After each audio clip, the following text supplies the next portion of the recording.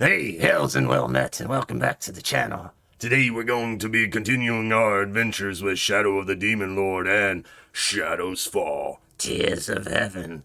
Alright, first up, warning, this is a mature stream. Viewer discretion is advised. We have a few shoutouts. They're not mandatory, but, shout out to Schwab Entertainment for Shadow of the Demon Lord, the most excellent tabletop RPG. Shout out to Fantasy Grounds for their implementation of the system and also their virtual tabletop. It's most excellent. Shout out to Sirenscape for the most excellent in-game music and sound. And shout out to NAPALM Records for letting me stream their music, be muted in the VODs. Shout out to my most excellent players, of course. And shout out to everyone who shows up to watch. Thank you, chat. Thank you, Raydell, again. Thank you, everyone. Let's see. I do have a PNG reveal, but we'll get to that later. Let's introduce our very lovely, very excellent, very talented, very amazing players, starting with Miss Twix. Hello, I am Twixie. Hi. I play Nick Shae. I am a Faun Artificer engineer now, actually. I keep forgetting to add the engineer part. And yeah, nice to meet you. Excellent, excellent. Yes, Liz, please go next. Greetings, adventurers. I am Gizleth, the one who plays Yazara. I both like my character, have very low intelligence scores. So please, forgive any stupid shit that I might do. But I'm looking forward to this game. Yes. Excellent, excellent. Okay, Ruby, go ahead. Hello, my name is Ruby, the Lazy Goblin. I play Gingko, the Librarian Chrononaut, Chrononaut, and I try to be the brains of the group, which it's very hard if you have a brain that is very smooth. Oh, you have like 3 wrinkles. That's like so many. Thanks for the hype train Oh, again. Was that a level 6 one? Yo. Nice. Go ahead, Simple. You're next up. I am Simple. I play Dwen Geppetto. I'm a rogue witch with a tint of trickster, and I murder. That's all. Murder so much. Murder so well. Alright, cool. So I'm gonna want to get a shout out to Voidless because, hey, without further ado, let's go ahead and do some PNG reveal. Introduce myself. I am Mally Nim. I run Tabletop RPG, currently Shadow the Demon Lord, for these amazing players, and we are nearing the end of our campaign, but I finally have a new PNG to match all the new emotes and everything, so let's disappear for a moment. Where'd I go? Oh my gosh. Okay. Alright, so, shout out to Voidless for making this PNG, and hey! Hails! Welcome in. It's me, your host and dungeon master, Mally Nim, with my new PNG. I hope you like it. Thank you. Voidless knocked it out of the park with this. I sent them a picture of Jesus, and I said, hey, make me look like Jesus, but change the hand pose, please. And, yes. Alright, let's get small. Okay, hey, alright, sweet. Hell yeah. Feels good. I feel like me now. Alright, so, shit. What's next? Okay. Oh yeah, reminder, I'm not perfect, I'm a fuck up, so I may fuck up rules, so shit happens. Alright, so, players, are you ready for the recap? Yes, go ahead. Right, let us change the ambiance and get ready for the recap. Okay. Let me stretch.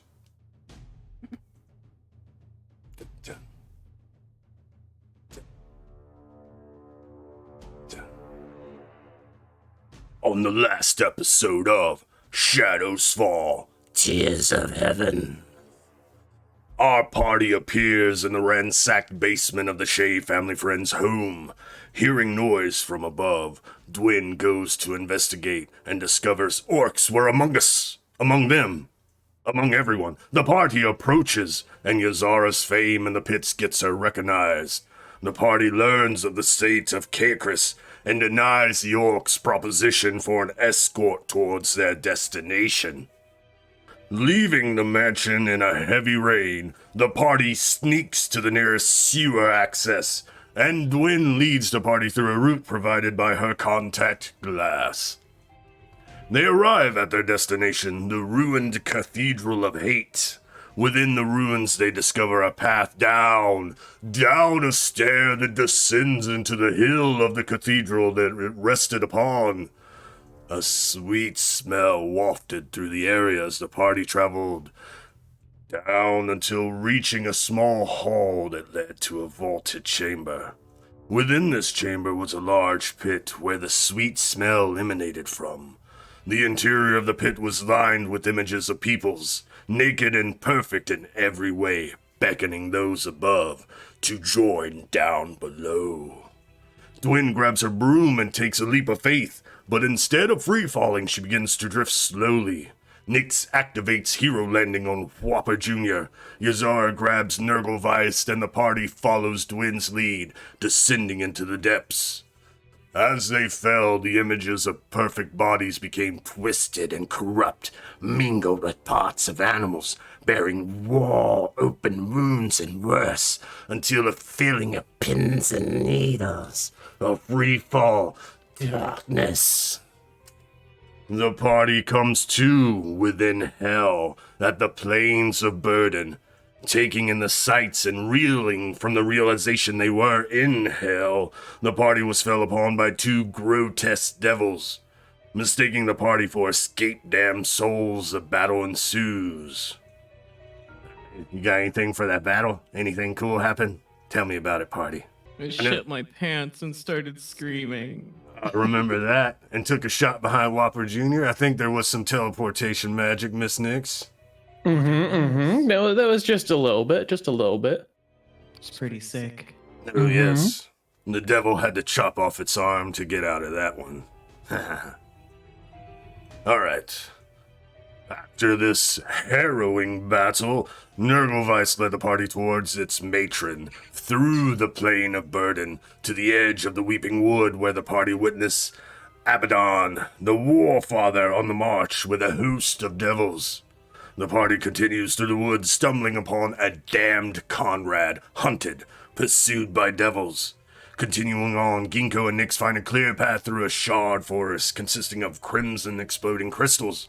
The party arrives at a rare sight of beauty within hell, the Sorrowful Gardens, to where Nurgle-Weist's matron Gothera resides.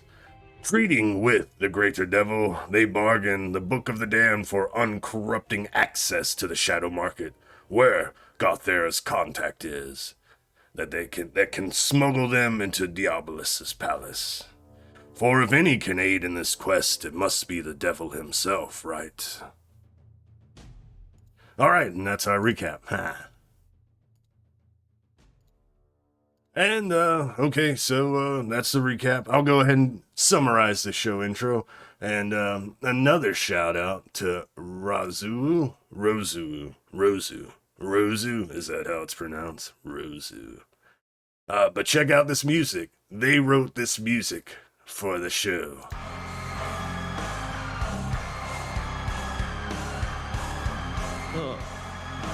Oh yeah, you can't hear it, it's on the stream. Sorry players. I'm gonna let it play for a little bit, but shout out to Rozu. Thank you so much for this music. And what's up Z, what's up Raydell? Sorry, no jam.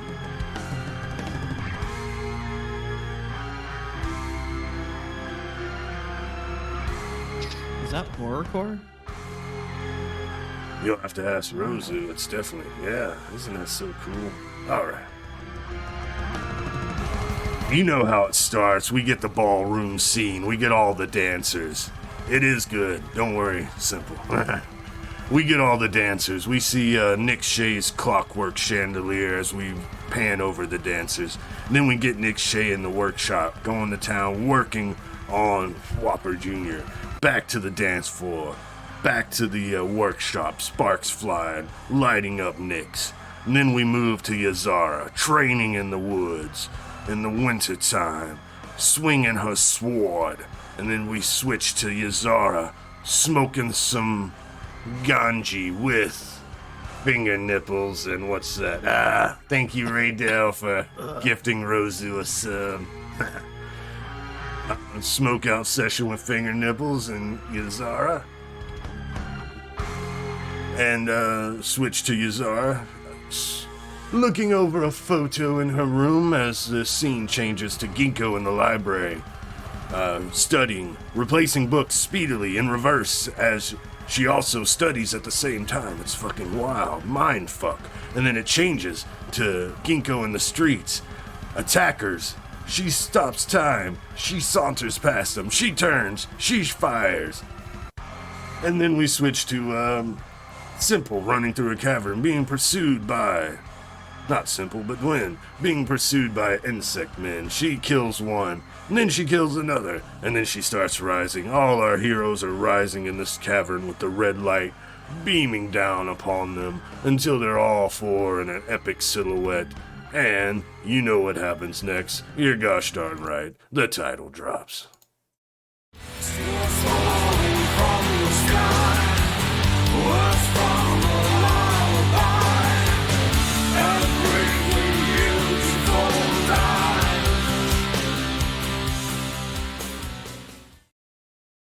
Alright, most excellent. Okay, let's switch up the music once more, and then we will get started proper.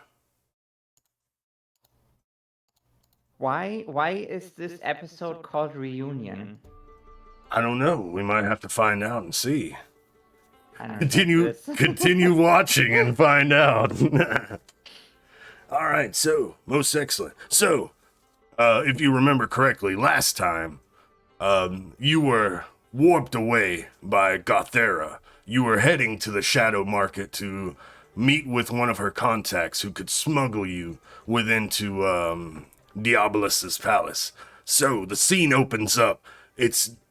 You were in hell, right? Red sky, everything, but the scene opens up. It's like dark, like a night sky and everything. We have a shot, a close-up of Yazara, her eyes wall-eyed, rolled back in her head. There's a pentagram on her forehead as it starts to light up like a glowing ember, slowly dissipating. The scene zooms out a little bit. We see all four of our heroes now, wall-eyed, pentagrams on their forehead, slowly embering and dissipating into a wisp of smoke as their eyes start to come to, and Nurgleweiss walks past them, and the scene changes from in front of them to behind. We see what Nurgleweiss walks past you and takes in, the Shadow Market itself. For some reason, this place within hell looks like it's in a perpetual nightfall. The sky is dark. There are tents laid out like a bazaar. But what is strange about this area is it's also, even though this place always moves within hell, it looks like it is a stationary place. Besides the tents, there's also like wooden buildings, rope bridges, walkways that go to these different buildings. And Nurgleweiss turns to the four of you. So, it seems we made it. It seems we're finally here. This doesn't look foreboding at all. It's very interesting. I would like to study this place. Oh yeah, and you see like, because it is a bazaar, they have all kinds of things for sale right now, and there's like signs up right now. End of the world savings, all souls must go, and then other ones like, the end is not near, but the savings are.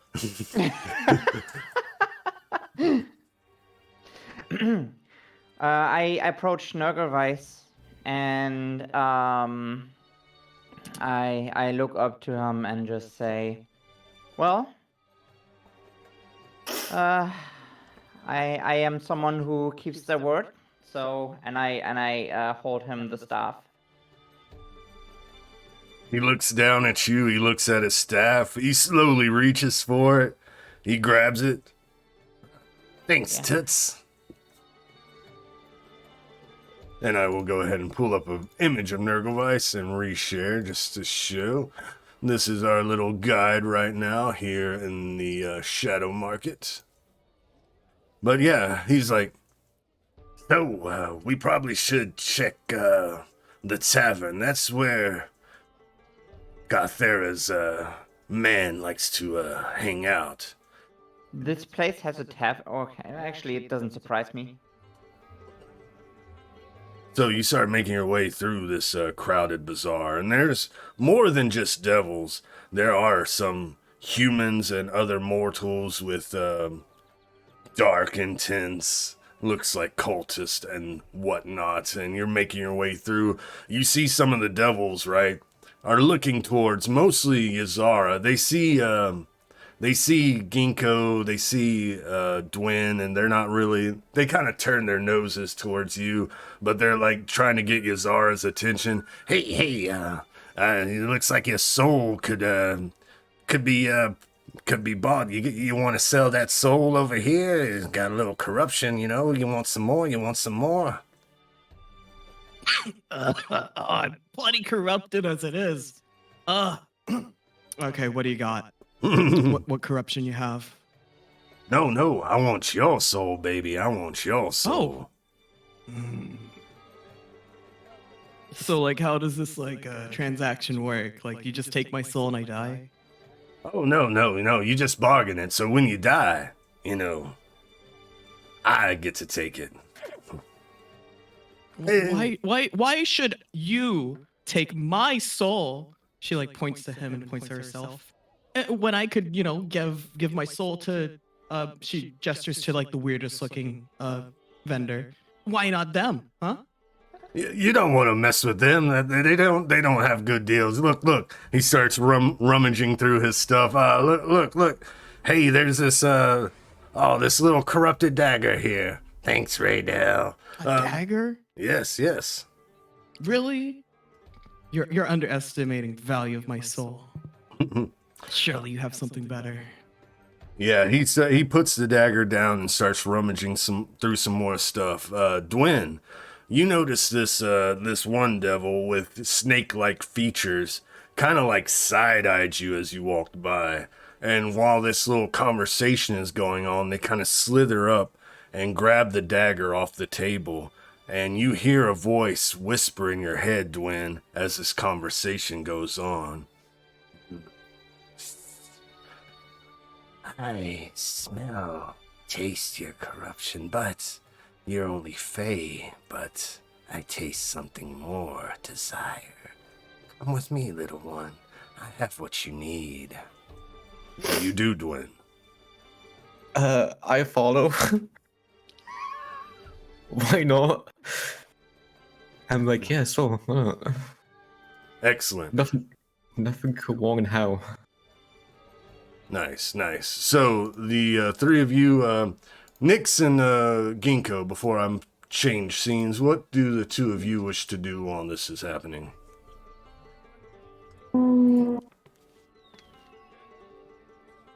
There's a drill in the background of mine. I'm sorry. I like look towards Nick, so I'm just like, is everyone just like walking off? We just like look around as like both of the other two are bargaining their souls away. Yeah. I turn to Nyx and look at the others, and I'm just shaking my head. What the?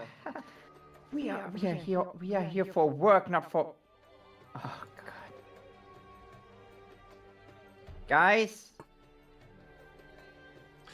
We end that scene with Gingko looking around saying, guys, and the scene changes to like a darkened tint. The music stops. We still hear the chatter going on in the background. It's a dark tent that you walk into, simple. And we see, like, in the shadows, this snake-like figure slithering in the shadow, in the background. A movement. You turn, not there. You hear a hiss. You turn, not there. So, little one, you hear Dwen. It seems you have desire. What's this? With your current state, it would be not in my interest, but I taste your desire. You wish to be a real girl. Well, I can help you with that. The snake person kind of slithers up beside you, Dwen, and holds out that dagger that was being offered to Yazara but a moment earlier. Take this, young one, if you wish.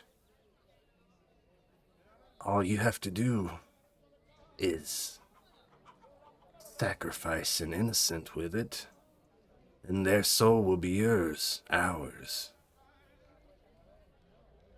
And you're yes.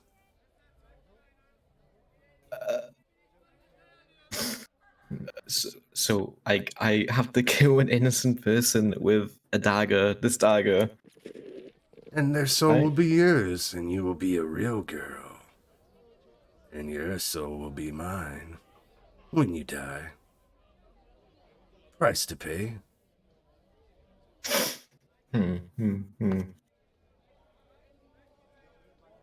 I take the dagger.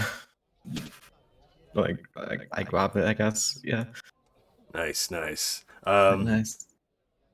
A little flick of the tongue kind of tickles your ear for a moment. I'll see you soon. If the world continues, then you will be here with us soon enough. And then the darkness stops.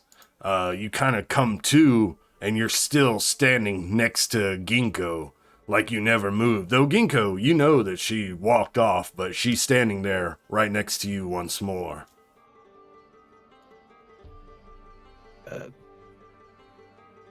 Huh? Don't Did worry she about it. disappear? Don't worry about it. Okay. I put the dagger in my back. Hide it. Like, don't worry about it. Can we please focus on why we're here? Yeah. Izara, Surely you can offer me a better deal. Come on. How about a bigger sword? Well, you haven't been corrupt enough, long enough. Your soul hasn't marinated enough. You really need to go out there and do some more evil if you want to get a better deal on that soul. Right now, this is she the in best I slapping can range? Oh, she slaps him and walks off. Maybe that'll corrupt me, huh?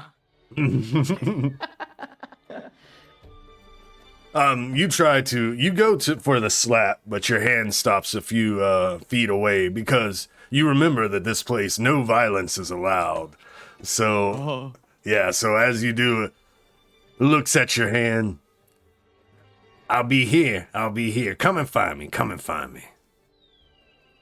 You're lucky the voice in my head stopped me.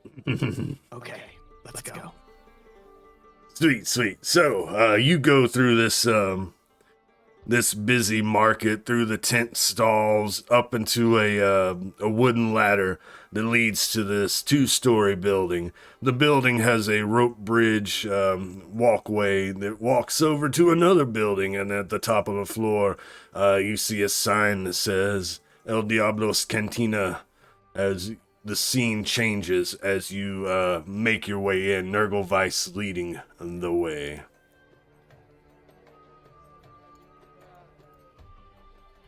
And I am changing music, blah, blah, blah. Where are we? There we are.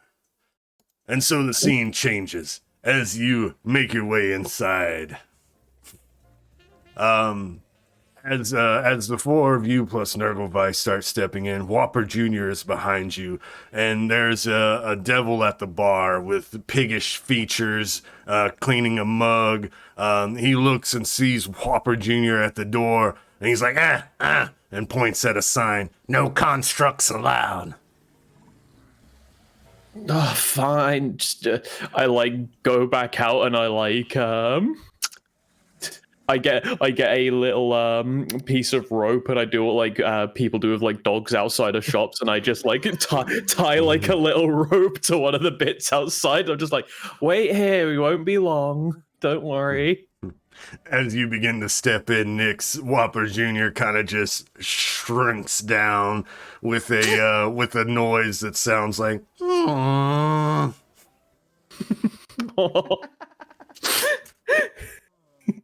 I feel guilty now. All right, you go back in, Yazara. The four of you are taking, not Yazara, sorry, Nyx. The four of you are taking in the sights. It's a pretty rowdy, packed place in here. The bartender's at the bar. It's like a circular bar in the center. There's tables all around the edges. A lot of different devils and mortals, bobbing knobs and talking together. You see Nurgle has approached the bar and is speaking to someone. As you approach him, he's like, seems like I got a meeting for you over there at the table. And he points towards a back corner, and there's a large, hairy-looking devil sitting there, drinking a big goblet of blood. Nurgle says, if you don't need me anymore, I'm gonna sit up at the bar and have a drink or two. Knock yourself out. Hey. All right, and the scene switches to the four of you approaching this individual. They're sitting at this table in the corner. Like I said, you can tell they're tall from the way they're sitting. Probably as tall as you are. They're thick. Their body is covered in a coarse fur, and their eyes are yellow, piercing.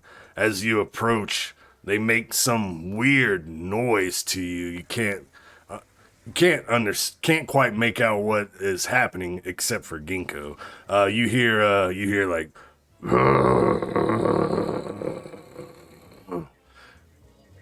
Gingko. You, with your new talent, you understand this language. Oh yes, I can understand every language. What language do I learn?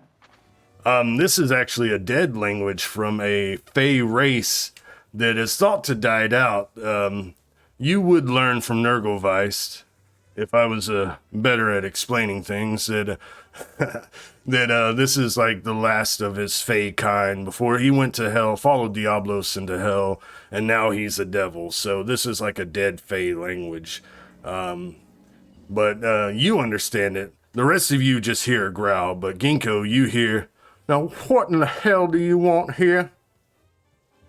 We are here to stop the end from happening. Yeah. So the three of you hear,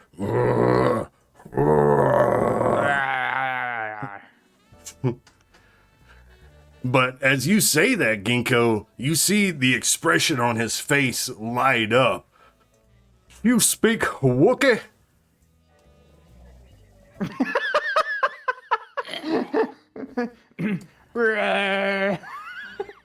"Well, I ain't never heard nobody around here that could speak like that.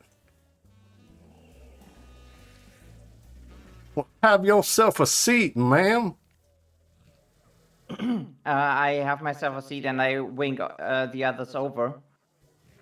Yeah. And I say in his tongue, I say to him, maybe we should continue our conversation so that other people can understand it as well. And all you hear is the growls, right? But he's like, "Well, this is the only language I know how to speak." Then I will act as a translator.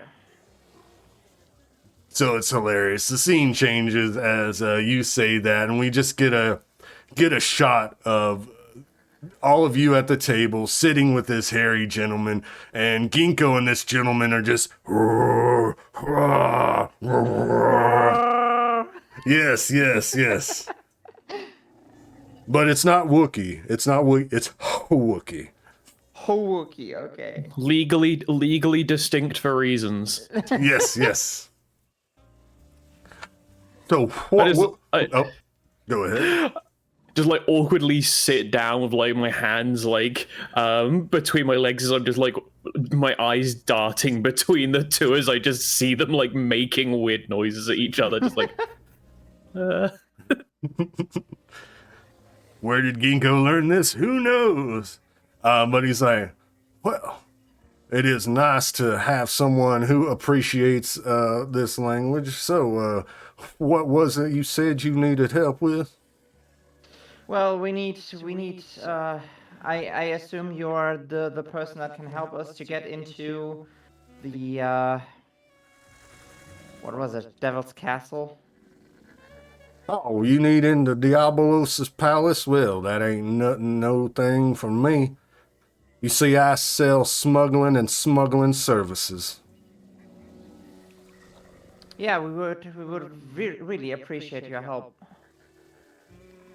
Well, normally I charge a few souls worth for my services, but seeing as a refined goblin as yourself, speaking my language, well, you know, I gots to help you for free. This one's on the house. Oh, really? Well, I mean, this is all in our interests. If we don't succeed on what we're doing, then you won't do any business anyway. Bold words. So how do we do this? What do we need? Or do you need anything from us? Should we get something? Do you need any information? Well, Can we get any information? depends on what kind of information you need, but any of you can speak up as well. You know, you have a translator here. I'm not trying to let Gingko take the spotlight, so if any of you else want to interject or add to the conversation, please jump in. I translate everything he says and relay to the group.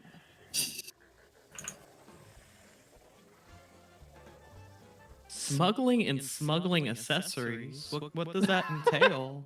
Yeah, what's a smuggling accessory?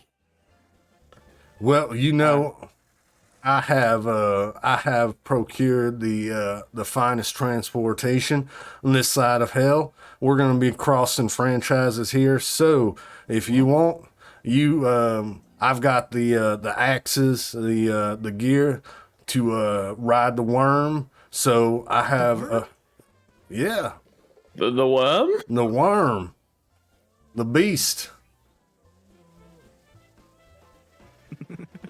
It'll just take a little work. Oh, go for it. I'm just thinking of this relaying, like the worm. Yes, the worm. I love it. Yes. We have like a dual shot, like back to back of you be like, the worm,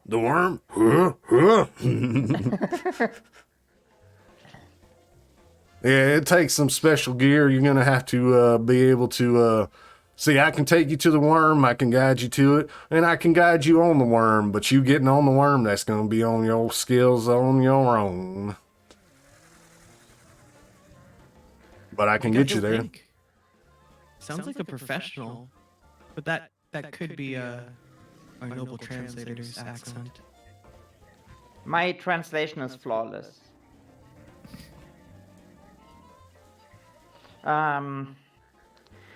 Where do we go now? Where's our entry point in the castle? Well, see, I'm gonna take you to the Lake of Fire, right? We'll summon that worm, we'll ride that worm, we'll fly that worm over to the castle, and then you're just gonna have to hold your breath for a little bit while we go in the moat of blood around the castle. We'll dive under there, and I know a secret entrance down below that'll take you right to the heart of Diablos' palace. Can we adopt this guy? I like him. I like you too, Toots. Just Gingko translating that too. This is awkward. Okay, sounds like a plan. Again, do you need anything from us for preparation? Not necessarily, unless you want to prep, because I don't think you've actually had any kind of rest between your last combat and now, so if you wanted to do anything. Yeah, when would that be available to you? The sooner the better, I think. Oh, what are you asking? Like, would you be, can we, is this tavern, by the way, is this tavern, can we sleep here or something? Yeah. Does it take like a normal tender? Or does this trade in souls too? Now, normally, yeah, it'd be 1 soul for a week of stay, but I'm good with the bartender here. If you want to travel in the morning, then by all means. If you ain't got no timetable, then I'm sure that we can work something out. Sounds good. That way we can thoroughly prepare. I don't think we should go there in unprepared. Is there any? Did Is it there say? like a gold for souls exchange? Roughly, a soul is worth 10 gold crowns. Roughly. Oh really? Like a half soul? Well, corrupted, 1 corruption soul is worth 10. The more corruption the soul has, the more crowns it's worth. Fuck. Fuck. Where's the gold for soul shop? Gold for soul exchange. Yes. Oh, that's hilarious. Why, you want to go to the gambling table next? You know, it's itching. It's really itching. I could win it big. I think I could get a 10 corruption soul, guys. And then the world will end and it won't matter. True. Do we have any information on the castle, by the way? If we do, I kind of forgot. Whatever you learn from the Book of the Damned, yeah. Okay. It's basically a pleasure palace most of the time. And currently it is, not Nurgle, oh yeah, you never caught this guy's name, that's right. So Buchaka will tell you that, with the,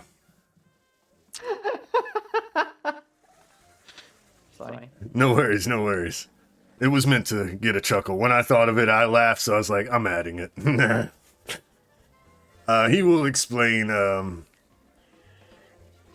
with the castle under assault at the moment, with Abaddon at the gates, it's going to be a little tricky, but as long as we fly in through the worm, hit that back moat, we should be able to get into the center of the palace, no problemos. Perfect. By the way, Sounds all right. Sounds good. So, anything else before the scene changes?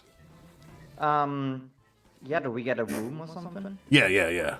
We will just screen wipe that and you can take a rest. I just want to know if anything else in this scene before we move on. Not for me. Nitz, no. Yazara, no. Simple. No. There's no violence in here, Simple, and I don't think there's any innocence, so nobody to kill, sorry. By the way, what does count as violence in this realm? In the shadow market, just physically or magically assaulting someone. Okay, so if I say if I would let's say hurt their feelings, that would not count as hurting. I think emotional damage is allowed. Okay. In hell, you are allowed to say slurs. Nice. But if you want, you can all click on the I took a rest button on your character sheet and get arrested and recuperated. Before I do that, I would like once I'm in my room, I get myself cured from some insanity. So I cast Cure 2 times to Nice. lower my insanity. Cool. Just calming myself, meditating. Excellent. Okay, you are in hell, but it's not as bad. Okay. What do the rooms look like that we're going into? It's like when you enter in Minecraft the Nether, probably. Like that's how I imagine it. Like everything is red, even the wood and stuff. Right? Yeah. I was gonna say, Nix, you describe what does your room look like? Please. Hell room. I literally just like when you said a tavern in this, I literally just imagine like some basic ass Skyrim tavern with like that's just a bit red. That's like how I imagined it. So I imagine going into the room and it's just like it's just like barely a sleeping bag on the floor, and this is like the luxury suite. Yes, and the person who shows you to your room stays there for an obnoxiously long time before they leave, and when you wake up in the morning, they're there standing over you staring.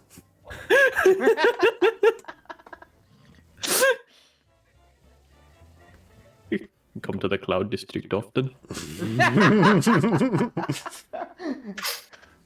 How do you heal? We do it for West again. I forgot. Let us see, Dwen. It should be like above your spells. There's a button that says rest. You can double click that. Excellent. +1. I don't have a spell thing. Wait. But it should still be there. Found it. Excellent. Yeah, it's up by the talents as well for those spell decline. So interesting. I honestly didn't think you'd be taking a rest in hell, so when everyone awakens, please give me will challenge rolls with a bane. Not again. Yes. Will challenge roll with a bane. Wait, Oh, no, wait. That's for attack. There you go, 1. There's a vein. Hey, you still succeed, Yazara, with a 10. Hold on. Turbo Max. Hey, you tried.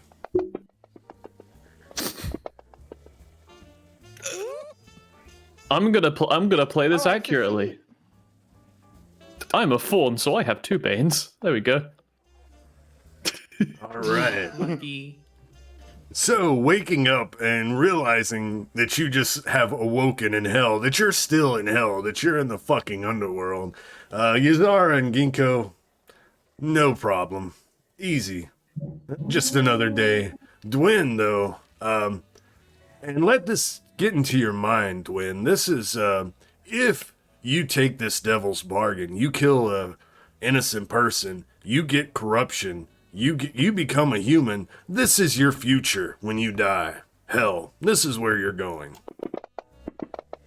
And you enjoy 2 points of insanity, Dwen. And Nyx enjoys 2 points of insanity as well. Woo! As you awaken, and you're the person who was guided you to the room is standing over you in this red wooden room, taking it all in, kind of freaks you out for a moment. Of course, And we went over this as well. I should probably pull that up in my Discord and shit. Because I got a few rules wrong last time, about insanity and all that. Not necessarily wrong, but not fully. Where did I put it? Game prep. Yes. You become frightened for a number of rounds equal to your new insanity total. If you are already frightened, you must make a will challenge roll or become stunned.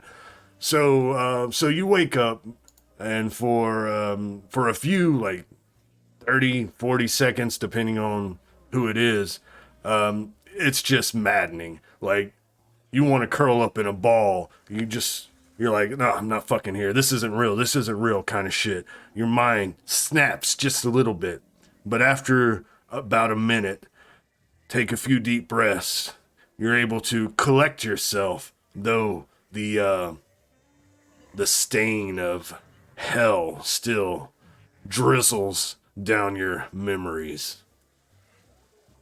And then the scene changes as you, Four, and Buchaka, unless you, Nurglevice doesn't want to go with you anymore, but you do have his name, so be that what you will. But the scene will change with the four of you and Buchaka, if you're cool with that.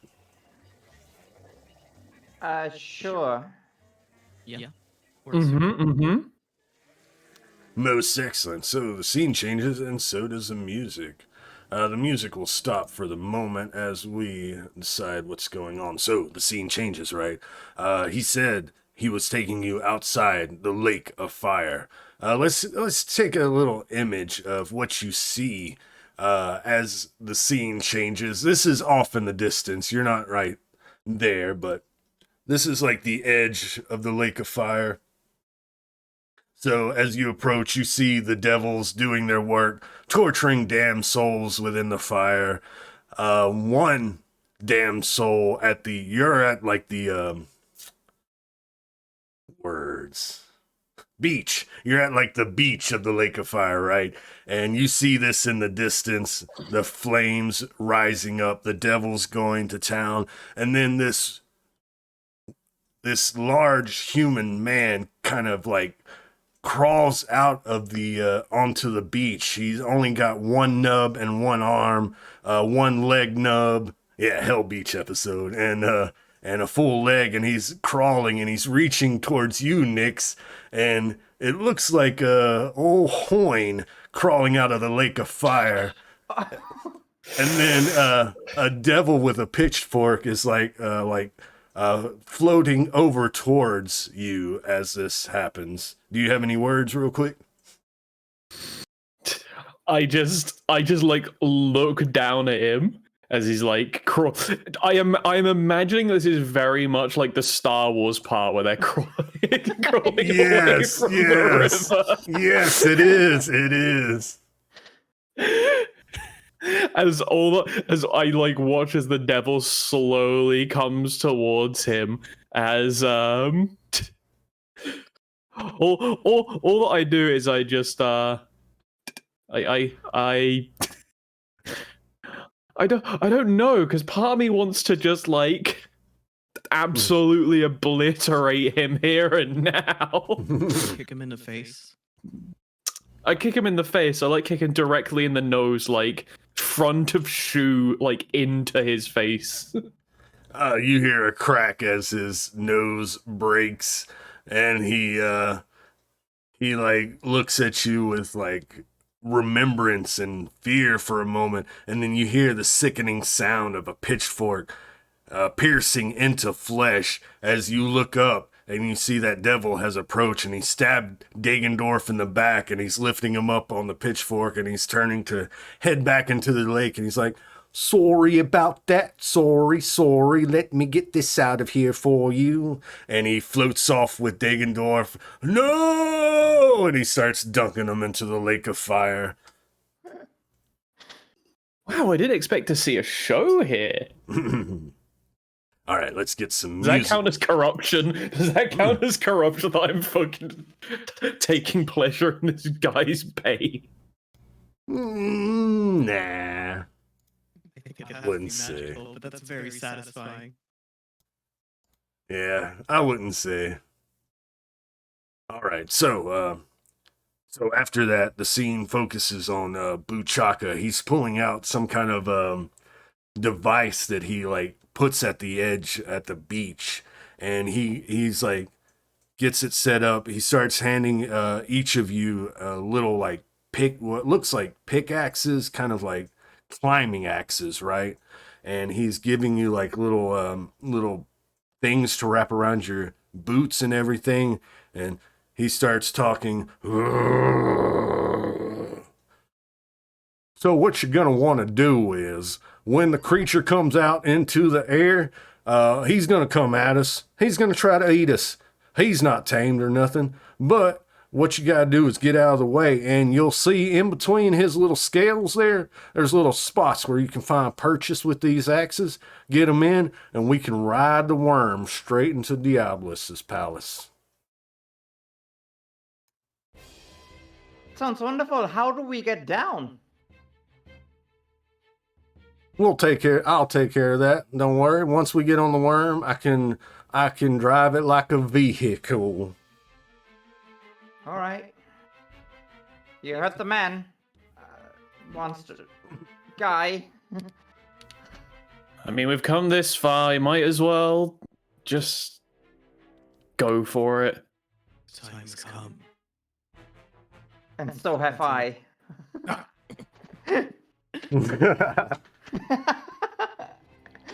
It's time to ride the worm, baby. Hey, what's up, Legitimine? Hey, I pronounced it right this time, I hope. All right. Excellent. So, you strap up, you get your booties on, you have your axes at the ready, and Buchaka will step over towards this little device that he stuck into the ground, and he'll twist it, and you'll see it starts beating a rhythmic thump into the beach. And then you see all the devils there that are like torturing these damn souls. They start to scatter. They start to back up away from the lake of fire. And all the damn souls that are in there is trying to swim to the edge and trying to exit. The earth shakes, trembles, tremors as erupting from the center of the lake of fire, and like a fucking volcanic eruption, this massive worm takes to the sky and does a circle in the air as it starts to zoom towards your direction. I'm going to need everyone to give me agility challenge rolls. What if I stop time and just move out of the way? Yeah, that's perfectly fine. Will it only stop for you? Yeah, it will only stop for me. Okay. No, that's fucking awesome.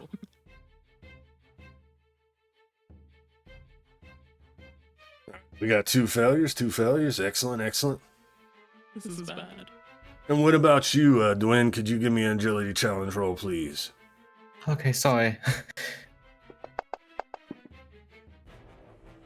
Easy. So, Dwen, you leap out of the way.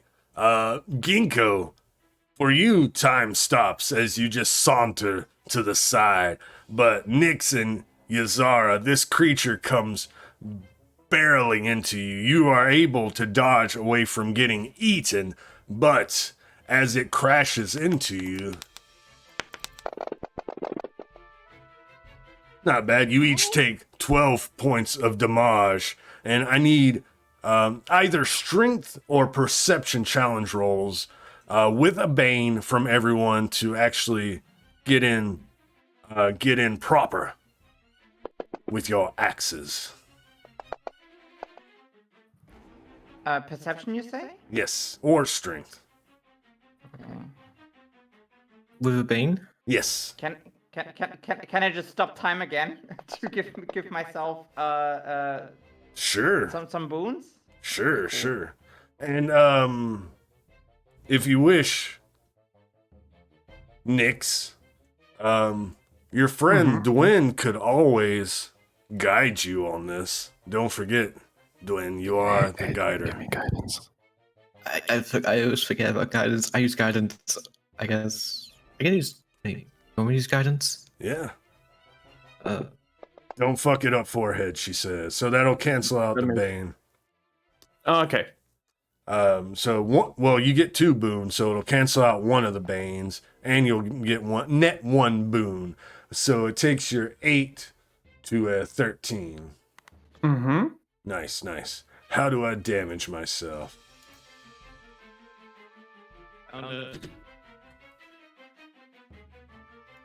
Excellent. All right. So this is what happens, right? The creature comes crashing towards you all. Gingko stops time, saunters away. Dwen dexterously leaps to the side, but Nyx and Yazara, you both try to go at the same time, but kind of crash into each other as this creature, like the scales kind of rub up against you. You almost get devoured, but you're able to get to the side as this creature's scales and the heat from within kind of just burns and scrapes against you. But you're able to collect yourself for a moment. Yazara, not even worried about getting between the scales, you take your axe and just smash it in, breaking one of the scales, but getting within it. Of course, Buchaka, he's already on top of this worm as you're doing this with his 2 axes. Nyx, you see your opportunity for a moment, but just before, you're just about to miss, but you hear a voice in your head, don't fuck up, forehead, and you... and you're able to get your axe right in the proper spot. Same with Dwen. With your eagle eyes, you're able to see the spot, kind of like slow-mo. And then for Gingko, it's exactly like slow-mo, except for it's not. It's completely stopped for Gingko, and she just saunters up to it, stabs her axe into between the soft bits of the shell, and stabs her other axe. And then time begins to continue again, and we see a scene of the 4 of you and Buchaka riding the worm into the air as the devils start to congregate around the lake of fire again, watching your ascending into the air. And what's up, hot dog bong water? Yeah. All right, and then the scene will change, and we get a quick other scene of from ground level as the scene changes and you're making your way to Diablos' palace. We see a scene outside of Diablos' palace. There are catapults, battering rams, ballistas set up. There are lines of devils in wooden, bone, bronze armor weapons ready for an assault. And we catch a glimpse of Abaddon staring up to the sky as a flaming winged figure kind of swoops into frame, whispering to Abaddon as he's looking up at the worm. And we get one of those fucking Joss Whedon zoom into the worm with a shaky camera as we see you all pass on the worm towards the backside of Diablos' palace. And for an image to show you, this is the silhouette or the side image we see of Abaddon or Abaddon as he looks up towards the sky. And this winged figure, which I will share to chat and everyone, swoops in and starts whispering towards him. We'll describe them later. So, the scene changes after that view from the ground level to back to the sky. The unsun burning down upon you, Diablos' palace, like a giant skull in front, like a Dr. Wily palace, but in hell, the giant skull in the front with some ominous towers with spires with black spikes sticking out, but there's a moat of blood circling it. And as you get behind the palace, Buchaka will yell back, "Bruh! Hold your breath."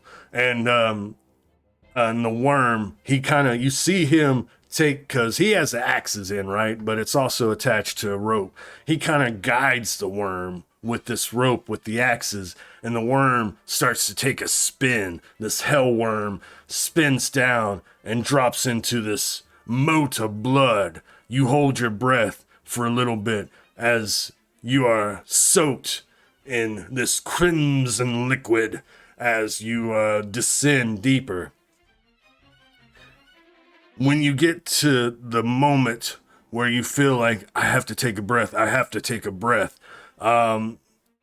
the air opens to you, and you see you're in this underground cavern as the worm is just resting at the edge of this, not beach, but this edge of this underground lake. And I will change the music because it's too too exciting now. But we've reached our destination. You are underneath the palace. Buchaka will tell you, you better get it going. I can't wrangle this worm for too long. I need to get it back to the lake of fire, otherwise it'll get quite ornery. Ah. That was a ride. I feel sick. Oh my god. Yeah. Zara just has a bloody nose from the bludgeoning or whatever. Yes, the bludgeoning of the worm.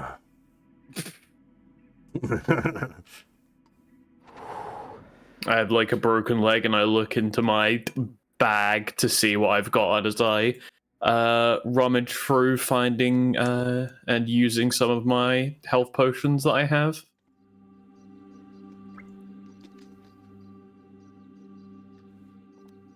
Most excellent, most excellent.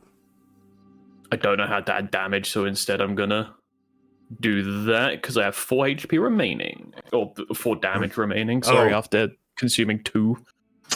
I was like, damn. Nice. Okay, cool. Excellent. You have survived.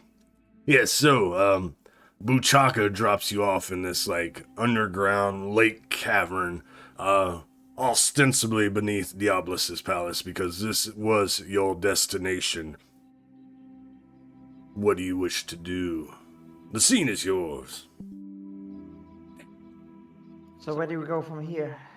Where do we go now? Damn it. Where do we go now? There is a tunnel that leads somewhere, but Somewhere. out of this underground Blood Lake Cavern. Lovely cabin.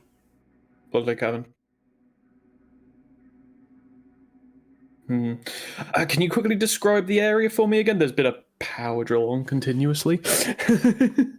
Yeah. The area you're in is like an underground cavern, right? There's a giant lake of blood, and then there's a tunnel that leads somewhere out of the cavern. But mostly, you see like strange little creatures like skittering on the walls into the darkness, but nothing seems to be harrowing you currently.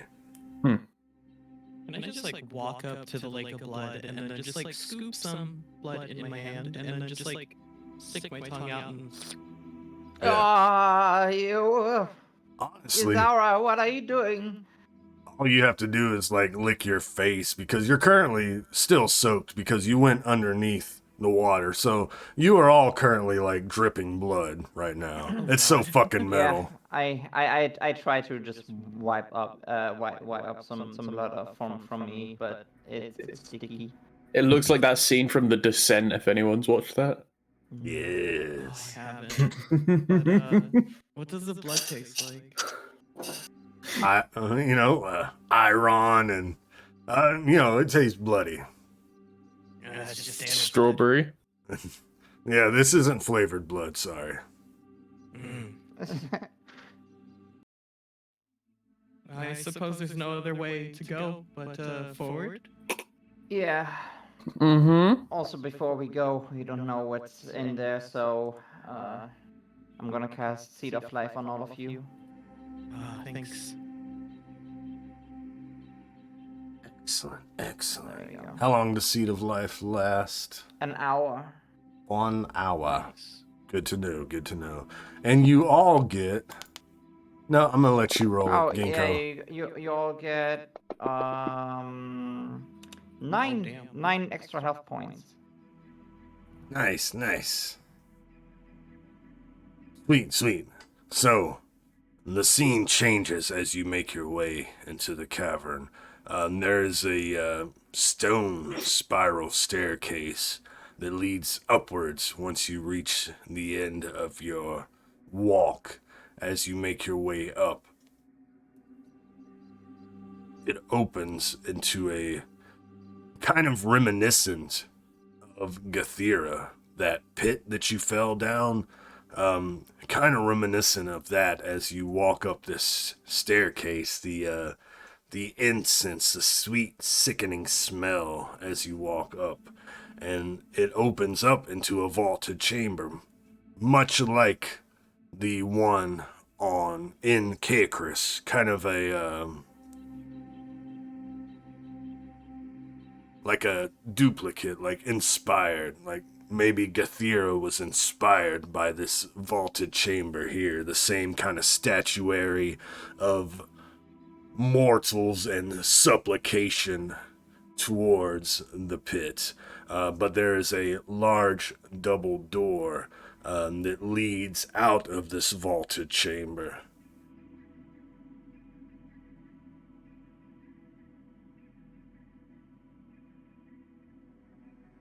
And that's all.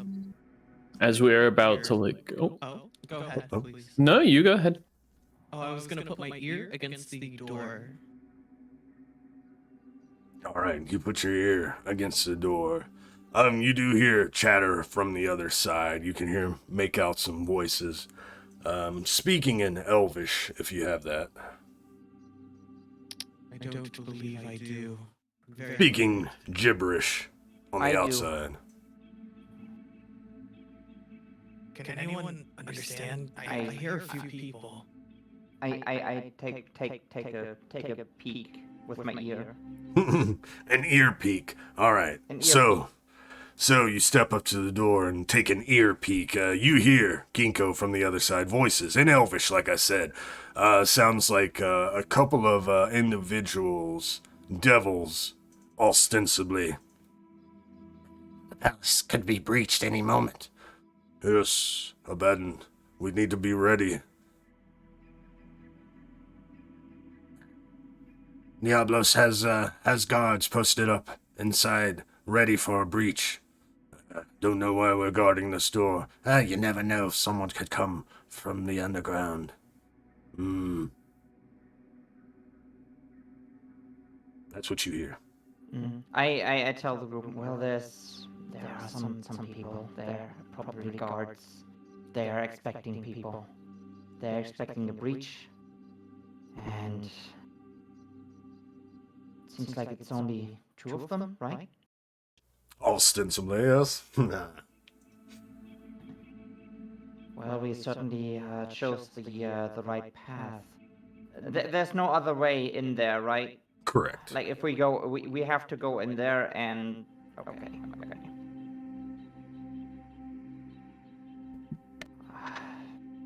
I don't know if it could be a trap or something. We should be on guard. Can you, Nix?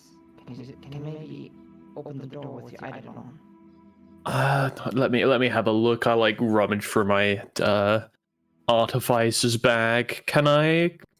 Is that possible to make something like that? Like a lockpick or lockpicking device? I mean, Dwen has I can just That is order true. Oh, I thought that the door. I didn't think the door was locked. I just thought if there was a trap, the Eidolon could catch it. But like, yeah. Do we do like a surprise entrance, or are we prepared for combat? I could just tell my like Eidolon to like rush the door. We should be prepared for combat. Oh, and just so you know, Whopper Jr. was in all those scenes the whole Yeah, time. of course. I was going to Yeah. actually say, like, Mhm. is Whopper Jr. in there? Yeah, Whopper Jr. But I didn't just have to assume make he's any there. rolls. He didn't have to make rolls. He just grabbed a scale and hung on. Mm-hmm. What a He- good boy. I know, he was dangling the whole time. As we were like sneaking through the castle, you just hear like the crunches of the staircase and such behind. But I mean, if everyone's ready, then I guess we can go. Let's break some skulls. I like prepare Whopper Jr. at the door, overloading his the steam to basically like break and charge through the door. Nice. So the scene changes to another focus on the other side of the door. There are two goat-looking devils, large ram horns, standing there on either side of the door, just having this conversation. It's like, well, if we survive, you want to go get a few souls to eat afterwards?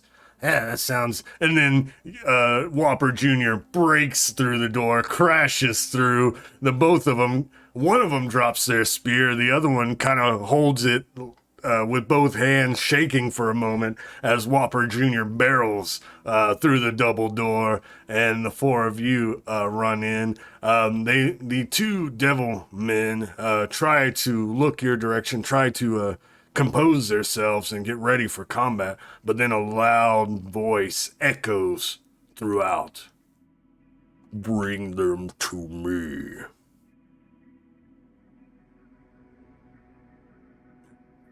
You see Gingko battle ready. Whopper Jr. just doesn't stop. He just continues going until he reaches the... Yes. Yeah, the scene changes to like a back view of the room you came from. Whopper Jr. still running off into the distance. The two devils on the other side, either side of the door, looking into the room as the four of you are ready. Gingko with her Glock poised and ready to shoot. And then the voice echoes out as Whopper Jr. slowly fades into the distance.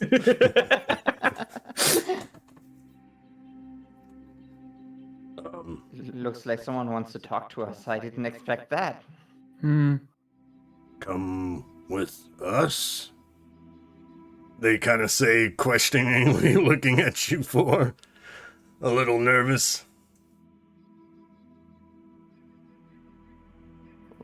Whose voice was that we heard? That was Diabolus, our lord. Well, do what he says. Oh, I see. Well, I guess it's time to meet this Diabolus. Excellent. Welcome to the warband, Knife Ears. Excellent. So, the scene just dropping in before work to wish you all a good morning. Oh, thanks, Knife, thanks. So, the scene will change, as will the music. So, you are escorted through the halls of Diabolus' palace. You reach this point in the hall where there's another, even larger double door.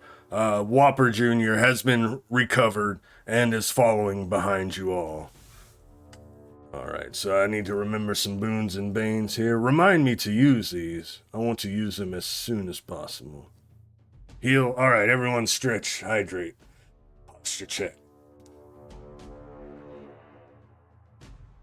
Thank you, Twixie, for looking out for our well-being. Yeah, you unshrimp those backs. Excellent.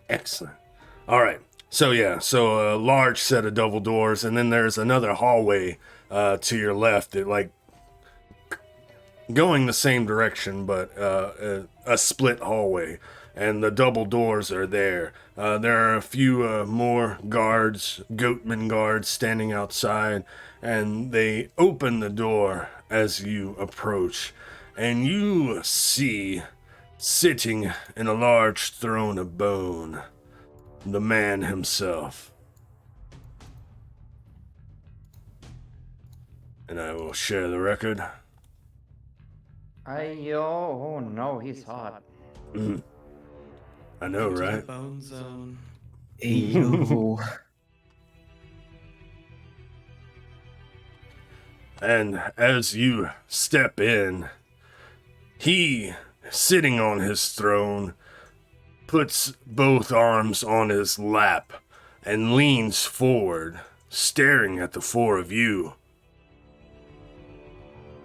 It's been a long time. It's Long time? It's so good to see you all again. I've been waiting for your arrival. What do you mean again? Again?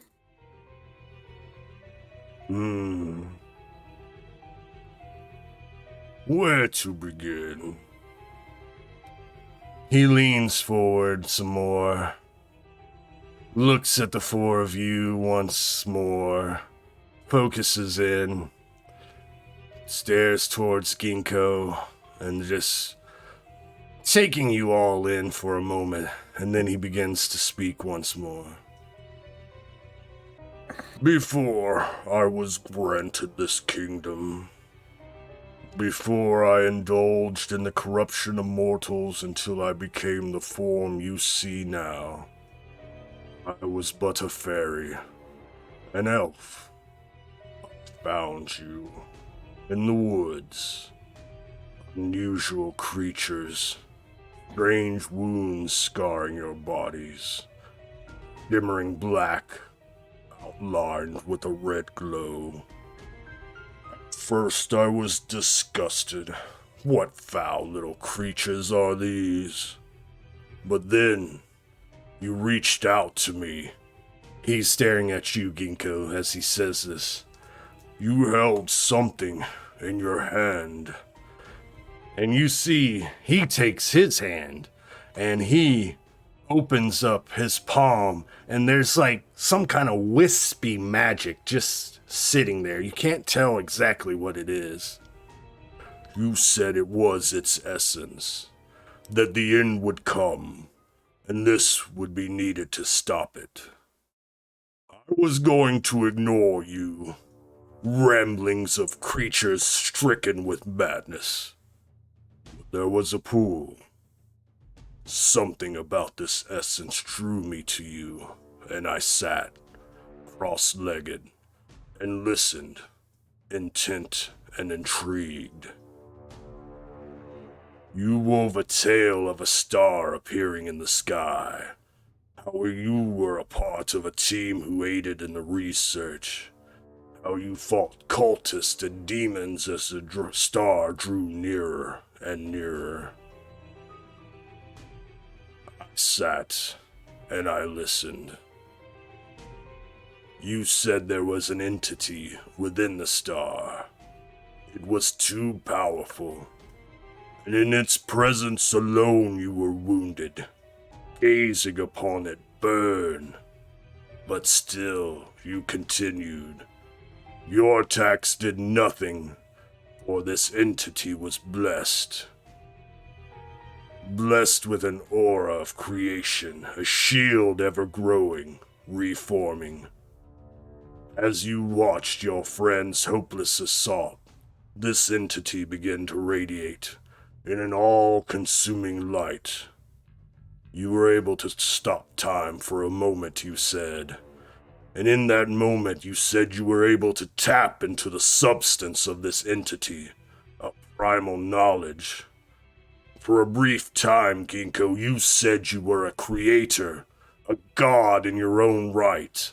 You used this substance and your knowledge of time magic and created a spell. As you cast this spell, and time began to move once more, You grasp once more for this substance, but were only able to pull an essence of it.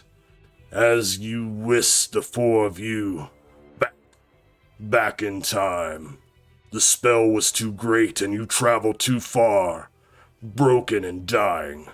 That is where I found you.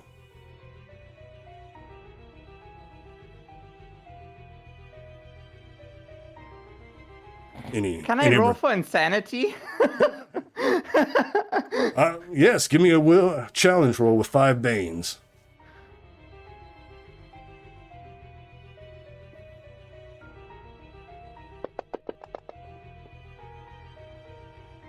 Okay. I'm just looking at this man I've never seen before telling me all this, and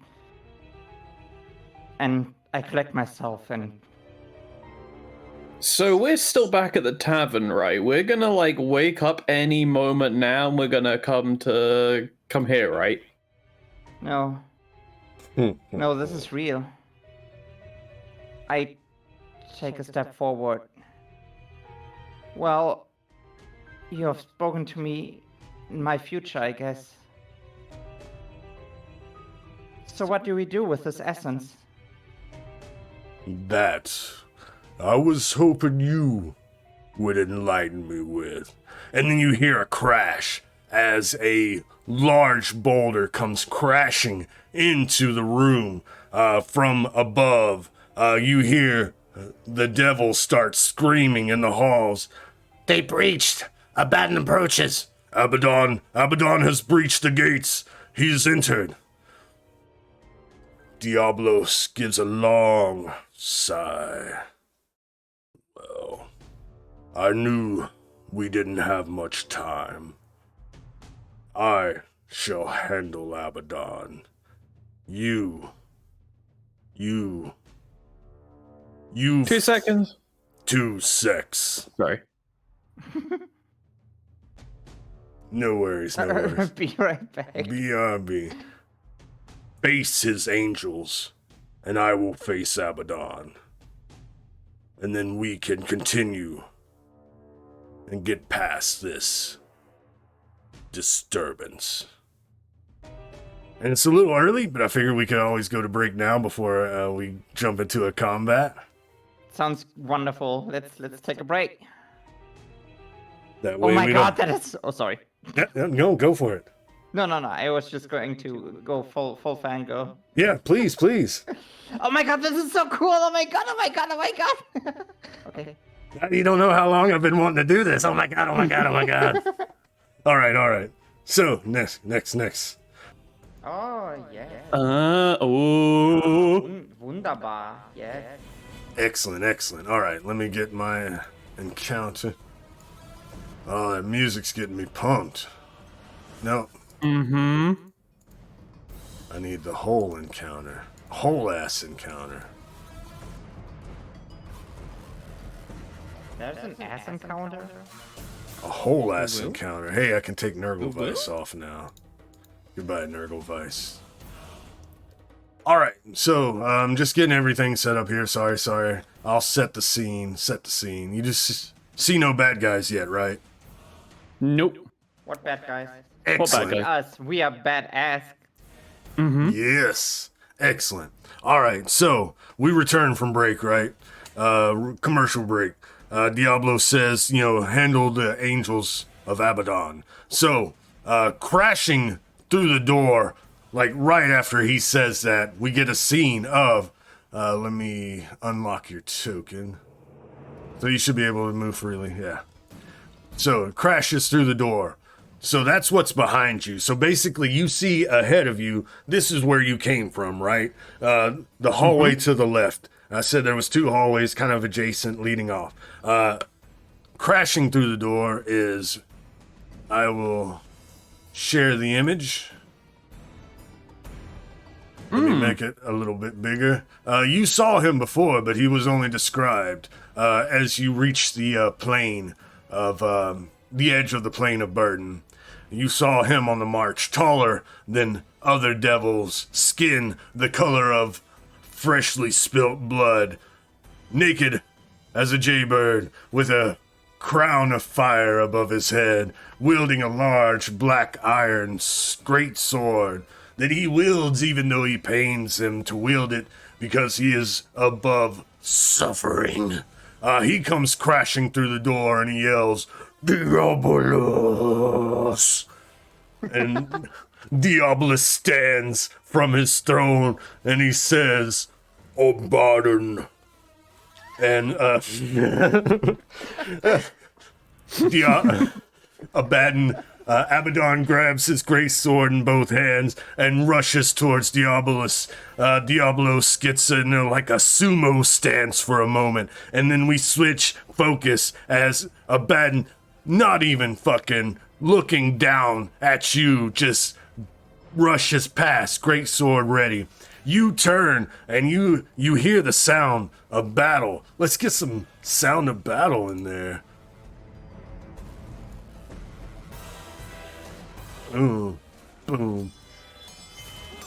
Fuck yeah. You hear the sound of battle coming from down the halls, and you see down at the end of the halls, you see devils fighting each other. The ones who are dressed in fucking... They're not dressed. There's no discerning factors. They just know that who they are and who they're fighting. They're fighting each other, the Abaddon side and Diabolus' side. But swooping through both hallways, you see these creatures. They're fucking large, feathery, but flaming wings. And their fucking eyes are dripping black with like open wounds and sores all over their body. Naked as well, wielding flaming swords. And I shall share images of that as well. Somewhere. There we are. Nope. Share. Excellent. Yes. And then let me pull up the combat tracker. Pull it up. Show all. Show all NPCs. Excellent. Flying through the hallways, you see 5 of these. The 5 sides of the pentagram of Abaddon. Angels of Abaddon. Flying through the halls, coming in your direction. They see you with their flaming swords ready, and we're going into combat. Fast, slow turns. Decide your fate now.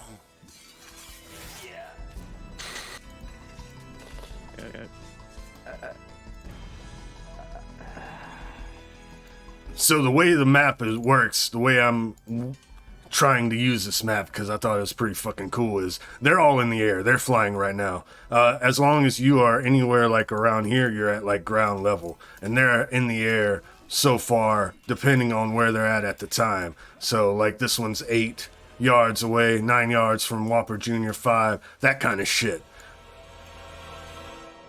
And put yourself in any position. And I was going to say, but I got so ahead of myself. Before Abaddon comes crashing in, right? Right? Before he comes crashing in.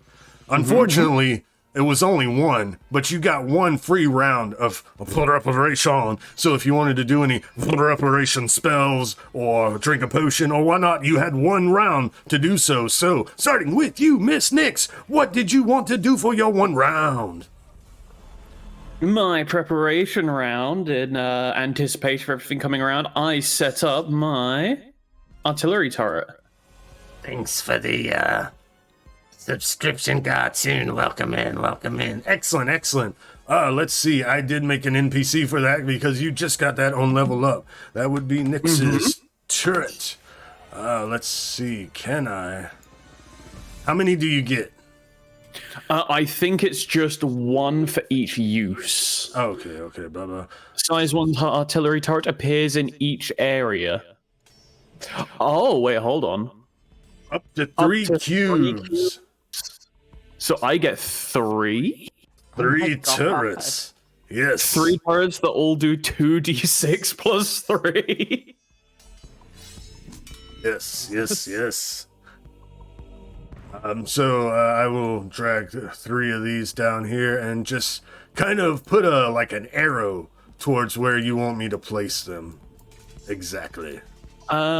So they're all gonna sort of be like in between each of the people. So one next to Dwen, one next in front of them, and then one there. Welcome in, Buck. Yes, yes. One next to Dwen, like, because it's a preparation round, so you probably wouldn't have moved too far forward, right? Yeah. So where's the other ones? They're Sorry. sort of like in a line around. So yeah, and then the one underneath you, Zara. And then one above Gingko. Oh, yeah. Perfect. All right. Yazara, did you have anything that you wish to have done in this one round of preparation? Oh, absolutely not. I'm just gonna bonk him. All right. Ginkgo, do you have any spells or potions or... I chug a potion of fire resistance. Good fucking call. Would you like to redact that, Yazara, and would you like to drink a potion as well? Do I have one of those? You should I have think a we all fuck ton. have like at least 2. I've been generous That's with okay, so- those. I just don't have any in my inventory, but if it's in the party's inventory, I'll chug one. Yeah, excellent. I've been generous with those for a reason. Simple. Yeah. Do you have anything in preparation you wish to do? I chug a potion of the fire res if I able. Fucking wanna music able. was epic. Excellent. Is it possible I can what's that? Sorry. No worries. I know that you can repair for attack. Yeah. But would that be round 1? Yeah, that would be on the next round. This is Okay. the preparation round, currently. Okay, that's it. All right. So everyone has chosen. We have 2 on fast, 2 on slow. Whopper? Would Whopper like to do anything? Whopper is going to be Whopper's gonna be on fast. Fast. Excellent. Dwen and Ginkgo, it would be up to you and Whopper. Does Whopper have anything? So what Whopper is going to do? So how it's like that many yards in the air, is that right? Correctamundo. So is there like a jump height in this? Oh, you're gonna make me look up rules. Probably. If you want to think on that, I'll look that up while someone else who's taking a fast turn can take a fast turn, and I will look that up real quick.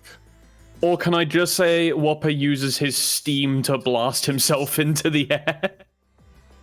Now, depending, he can do a prepared action to attack something that comes within range, but that would ostensibly mean something would have to come in his range. So it could be wasted, it could be useful, but you want to try to jump. Let me get that back to you on that, because I want that to be, I want that to be cool and happen. So for now, Ginkgo, Dwen. I'm going to load my gun with a little rune pebble, and I shoot it at the middle of here. I think like medium range should I can like put all these basically, right? Like all these creatures are in medium range. You correct. You need them all 5, 8. Yeah.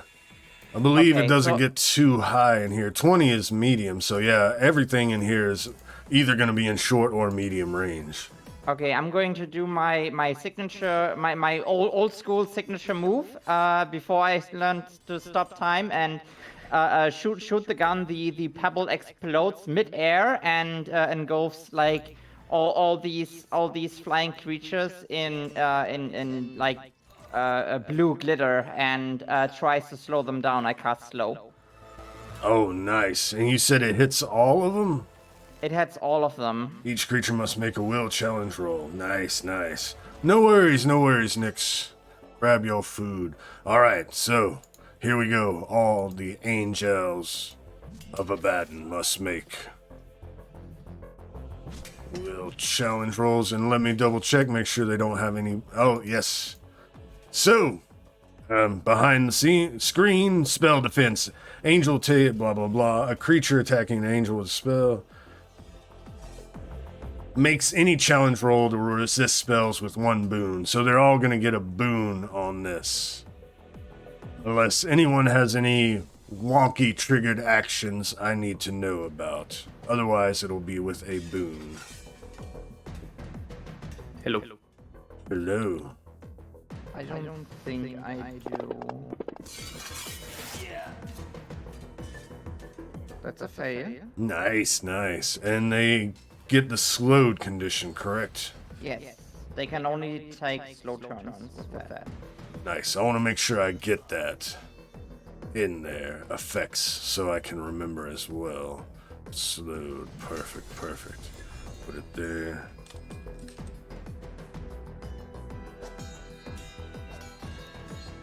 Okay, excellent, excellent. And then the next. Sorry, that's why I wanted to take that break before combat, because combat beat combat. Succeeds. Nothing happens on a success, right? Yeah. It's a very old spell, like very easy spell. So Hey, nice. 2 out of 5 ain't bad. nice. All right, let's make sure I get that on them.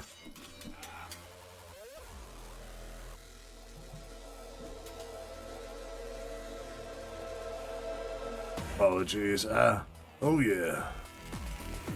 Oh, boom, boom, boom. X.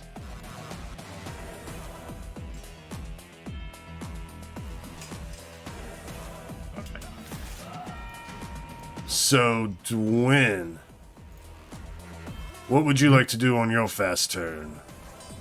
I think for starters, I'm gonna throw a dagger at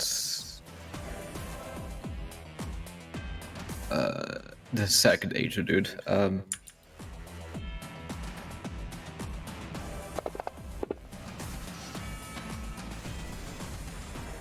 Wait, I'm not talking to him. Don't forget your, yeah, it says attack versus Angel Band 2, range +4. 6 + 4 is 10. For some reason, it didn't say miss. That's weird. But you should have a boon from Trickery at least.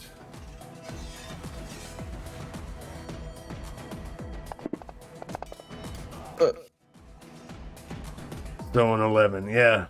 Unfortunately, you go to take out your dagger, throw it at this creature, but just the radiance and the fucking me forgetting so hard.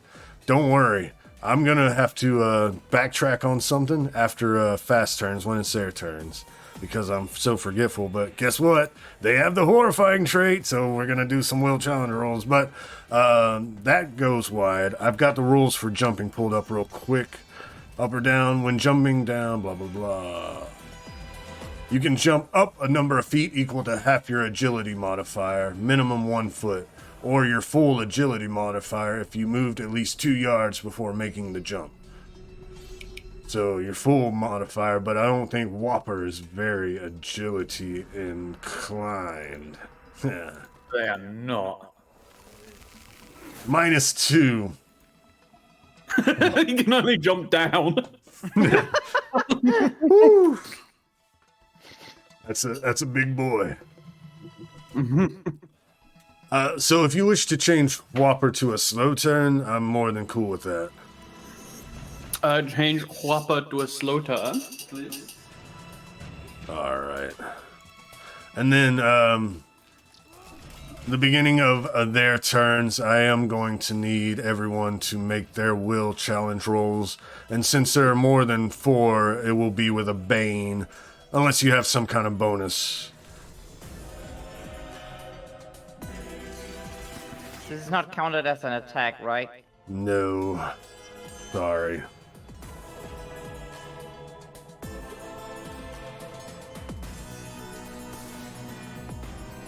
Oh wait, I have something new here. Yeah. Please enlighten me. So it says that when I would make an attack or a challenge roll, that would be a challenge roll, right? It is a challenge roll, yes. Yeah, I can forego making the roll instead. Use a number equal to your intelligence score as the result. Equal to my intelligence score, so basically 15? Yeah. You can use this number time of powers. Okay, so basically I could succeed on it. But can I just roll? And if it doesn't if it doesn't succeed, can I use that thing? I wonder, would you still get the Bane? So you would have a 15, but you would still have to roll the Bane. I wonder. It doesn't say. I can. Yeah, roll your Bane and see what happens. If you wish to use this. You can forgo making the roll equal to your intellect score as a result. You can use a challenge. Yeah, that's fucking badass. So, roll with a Bane, roll a Bane. I mean, can I use that if I fail, or do I have to decide if I want to use it or not? Hold on. Sorry, I had to cough. It says you can forego making the roll, so you would have to decide that you're not going to roll to use that ability. Ah, okay. That's what I wanted to hear. Okay.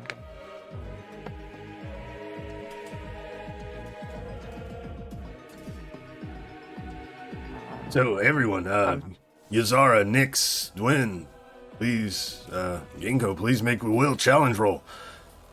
I'm going to roll. Oof. I guess I'm scared. Come on. As Gingko, Nyx failed, Yazara passes. Dwen, whenever you get back. Let's see, horrifying a creature, blah blah blah. On a failure, a creature gains 1 insanity or 1d3 if it's already frightened. You're not frightened right now. But I'm not frightened. No. So, but you and Nyx both gain 1 insanity each.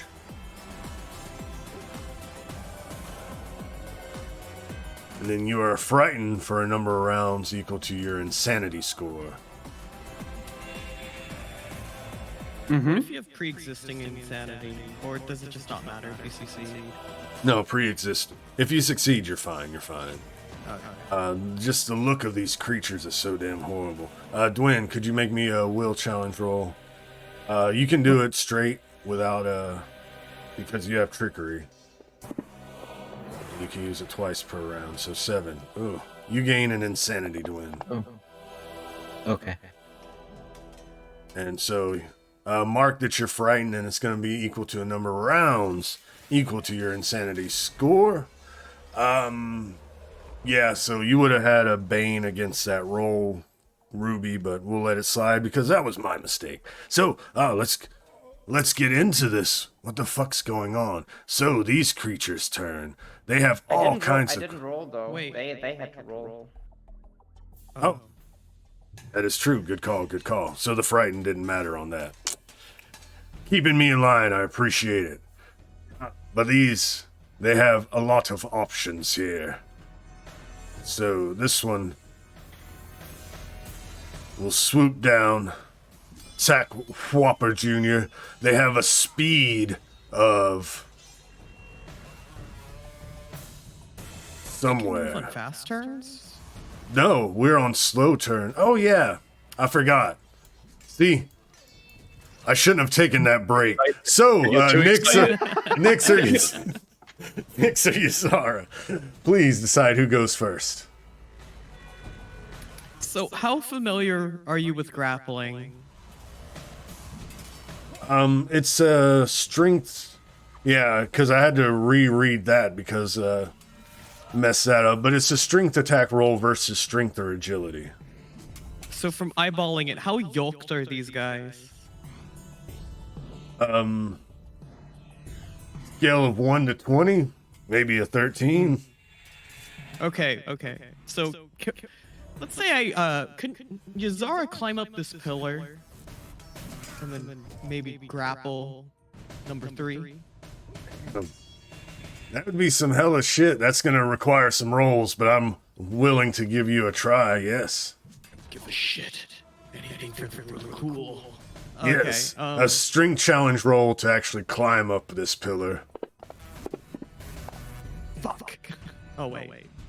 It's a success. You only needed a 10. And now a strength attack roll. Oh, come on! Can I spend Don't my you get fortune? wounds? Yeah. It's strength. You do have access to boons in the pool, or if you have some kind of ability to add a boon, or you should have fortune as well. So your call, your call. I don't see anything that adds a thing to strength attack roll. Just like a normal attack roll. Okay. Let's see. Let's see what I get. A 9. Would you like to spend that fortune? Or if you have a fortune? No, fortune is just a... Fortune is an it's auto success. Thank God. Okay. Let's go. All right, and would you like to soften the blow with an agility challenge roll, or are you going to take the brunt of the fall? I mean, I'm always one to gamble and fail. All right. So, you grapple this guy. So, Yazara, the scene, we see Yazara. She puts her greatsword on her back as she bounds over to the pillar. Like Hulk, in like a few bounds up it, she's at this creature. It swoops back for a second as Yazara tries to use the force, bouncing off it. You know, closing in and trying to bounce off to grab this creature. It swoops its wings for a moment and shoots back, but the bound was too great because she spent her fortune, and she grabs on and wraps her arms around it and brings it down in kind of like a suplex motion. You will both take... I'm just going to say it's a D6 for that range, so you will both take 2 points of damage as you bring this into this angel down, and you are both down on the ground. Has it been an hour yet? No, you both still have your seed of life. There you go. You heal yourself. Yeah, I hate to waste it, but yeah, you heal yourself. As your ass hits the ground, you feel like your tailbone snap for a moment, but you feel the soothing wraparound vines wrapping around that tailbone and like a little glow as it doesn't hurt that much anymore. The sweet spot. The sweet spot. Sorry, that's what Zangief screams when he's spinning power drivers. Yeah. Sick. No, that was badass. So y'all are both prone on the ground. Stop clicking. There we go. And that would be Nyx and Wappa Jr. Okay, so what I'm gonna do, I'm just gonna chug a fire resistance potion as one of mine. I don't know how to use it. It's okay. Just when you get hit with fire, we'll have you hit the half damage button. Okay. And then what I'm gonna do is I'm just gonna throw a magic wrench at the guy above for the time being.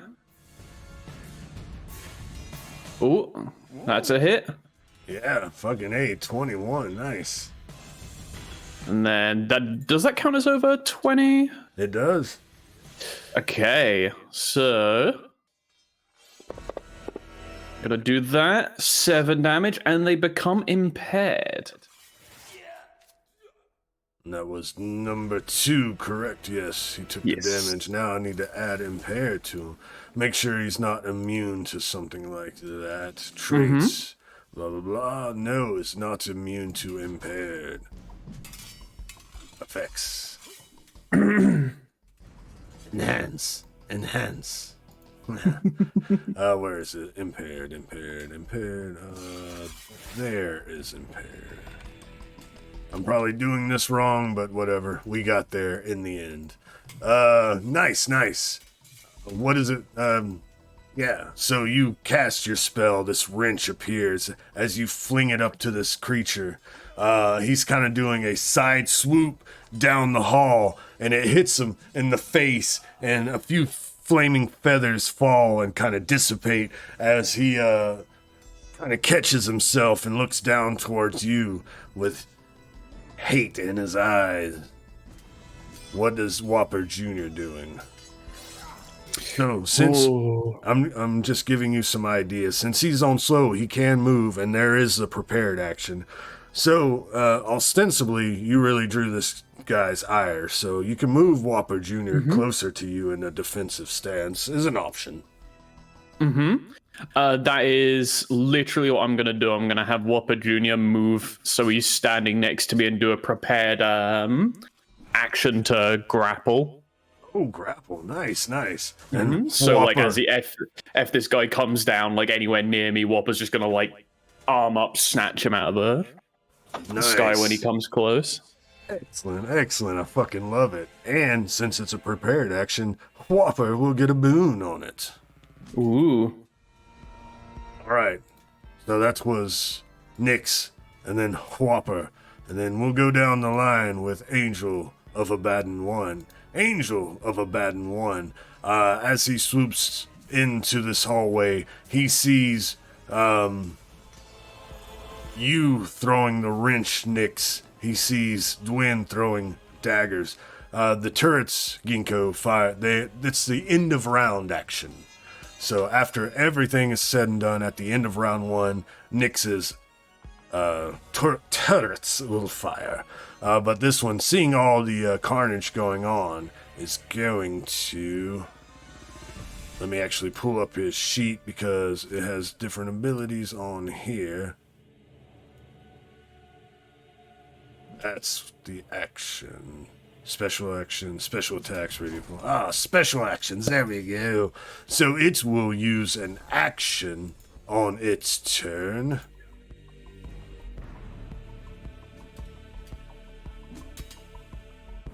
Let me double check. There we go. Do you see it anymore, Angel of Abaddon 1? No, they've disappeared. Excellent. They use an action. You see their flaming sword retract, and from the glow for a moment as it retracts, a flash of light at the hilt of the sword, but then when the flash is done, they are gone. This one, Angel of Abaddon 2, will fly down towards you, Nyx. So I will go ahead, change it to Whopper. Whopper will get a boon. Whopper will make a strength. Oh, Whopper has good strength. A 24. So this creature is currently grabbed as it swoops down, flaming sword in hand, ready to strike you. Whopper. Steam shoots out of Whopper's elbows as he shoots his arms up and his meaty metal fist wrap around this angel into a nice hug. Aww. Embrace. Now I must remind myself of if there's grapple, grabbed, size grab, can't move away. So it looks like the only bad thing about this is it can't move, so it can still swing its sword. So I shall target, we'll go back to Angel of Abaddon 2, though it is impaired, I believe. Let me check its statuses. Yes, it is impaired. So it's going to negate the, actually it does that when, yeah, Radiance. It's going to negate one of the two boons. So an attack against Whopper. Let me go ahead and target.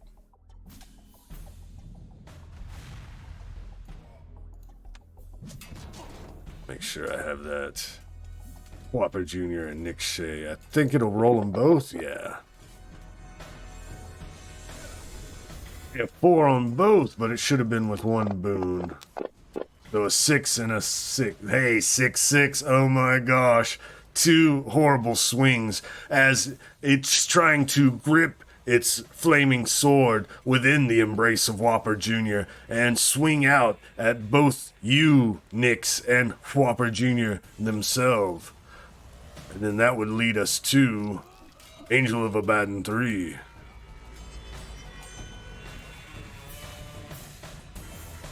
Let's see, what do I want to do with this one? This one is the one that is currently grabbed by Yazara. This one, I believe, has no status effects. No, currently. So it is going to try to get out with a strength versus strength. And I believe it will not get a boon. So that, well, it's an attack roll that would, the target number would be your strength score, but it only got a 12, even though it says challenge roll. It was an attack roll. Okay. So it tries to wrench itself free. It's struggling as you hold it there, both of you still prone. Yeah. And it's grabbed. Yazara So just tightens her grip and just grunts, "Hello there." It struggles, it's squirming, but it can't not move because it is grappled. So that will lead us to another one. Let's see, what's my 8, 7? Yeah.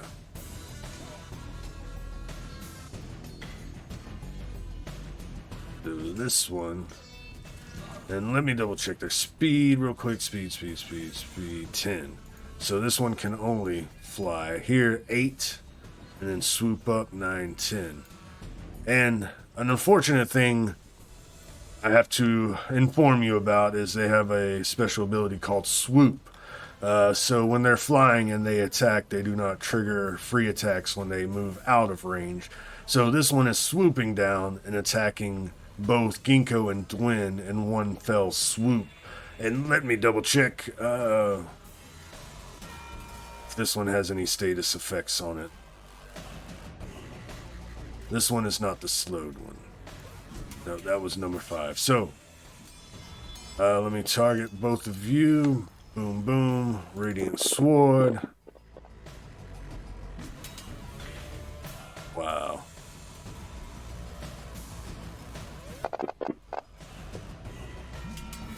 Alright, so that should have automatically done the damage. 9 damage coming to Gingko. 11 coming to Dwen. One of you has a... It should have been half damage for... Y'all both had the... what is it? Fire resistance, correct? Yes, but you didn't say that we should do I know. I have so much going on right now. It's a lot to keep up with. It's okay. You don't know how hard it is. Should I hear myself the half? Yeah. Go ahead. I can do it on the combat tracker as well. So Dwen, instead of 11, you would have taken 5 or 6. Yeah, 5 damage. And then heal, right? Yeah. Boom. And Gingko, you handle you, but also you got a 21 on both of these attacks. So let me double check what that means. So much rule checking. High I level know. combat. Fucking A. It is. Become blinding radiance. Nope, that wasn't it. Flare, a sighted creature. Yes. So that's on the radiant sword. Flare, blah blah blah. Sighted creature. So upon getting a 21 plus, you both need to give me agility challenge rolls.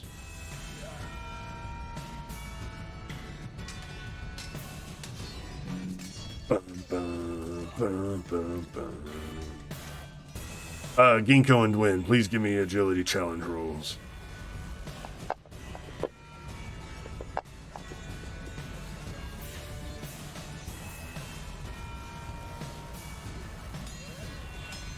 let's see. Yeah, you've already used trickery twice, Dwen. So what'd you get? A 6 plus 4. So if you want to spin one of the boons in the pool, that will negate that, and you will have succeeded. Otherwise, you will be blinded for 1 round.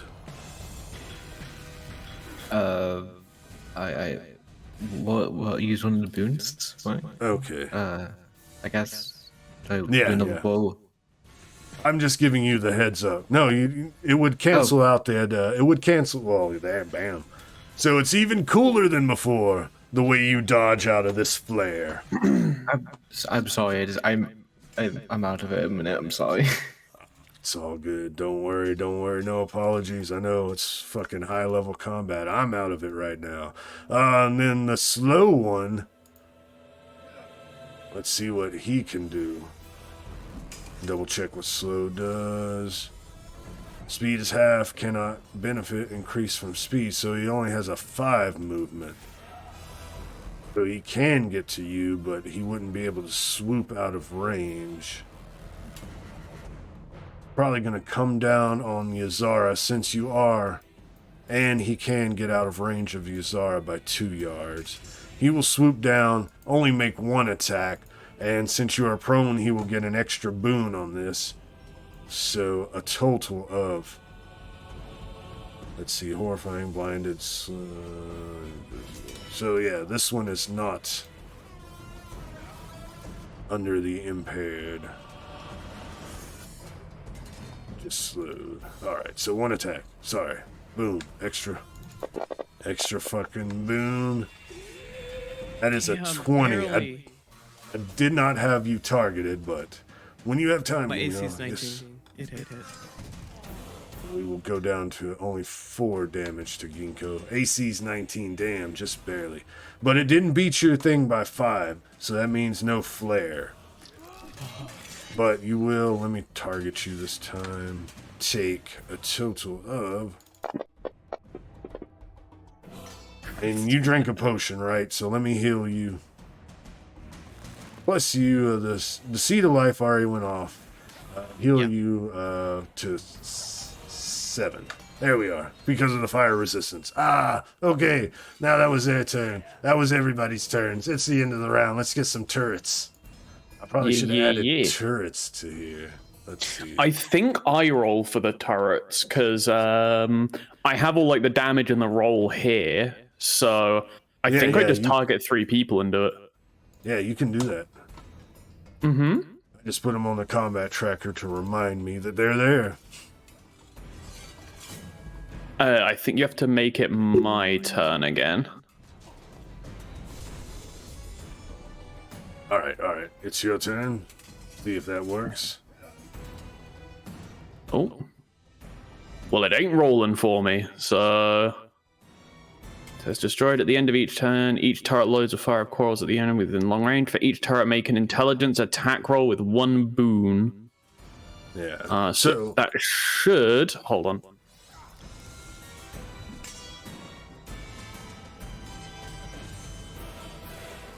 Intelligence attack roll against their intelligence, would that be? No, against their defense, I believe. It's removed the dice from me, so now I can't roll it. Okay, it's all good. It's all good. I made these as NPCs. So Okay. So turret 1 will target.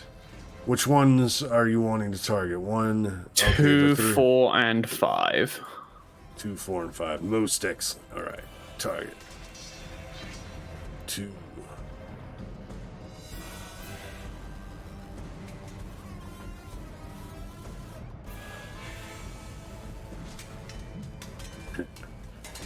Four. 5. All right.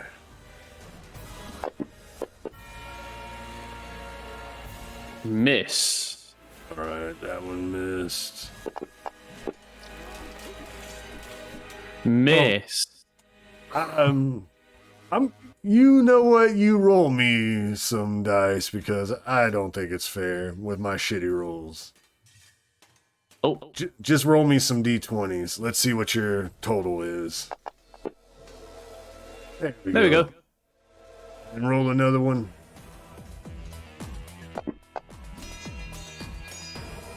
Six plus 4, right? 6 plus 5. 5. So 11 plus. I believe, did you say you get a boon on the roll, right? Yes. Yes.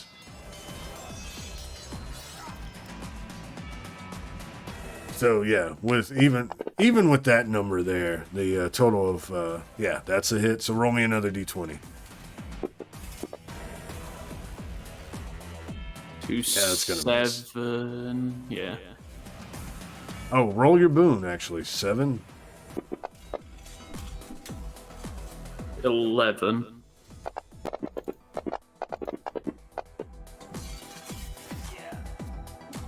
There you go.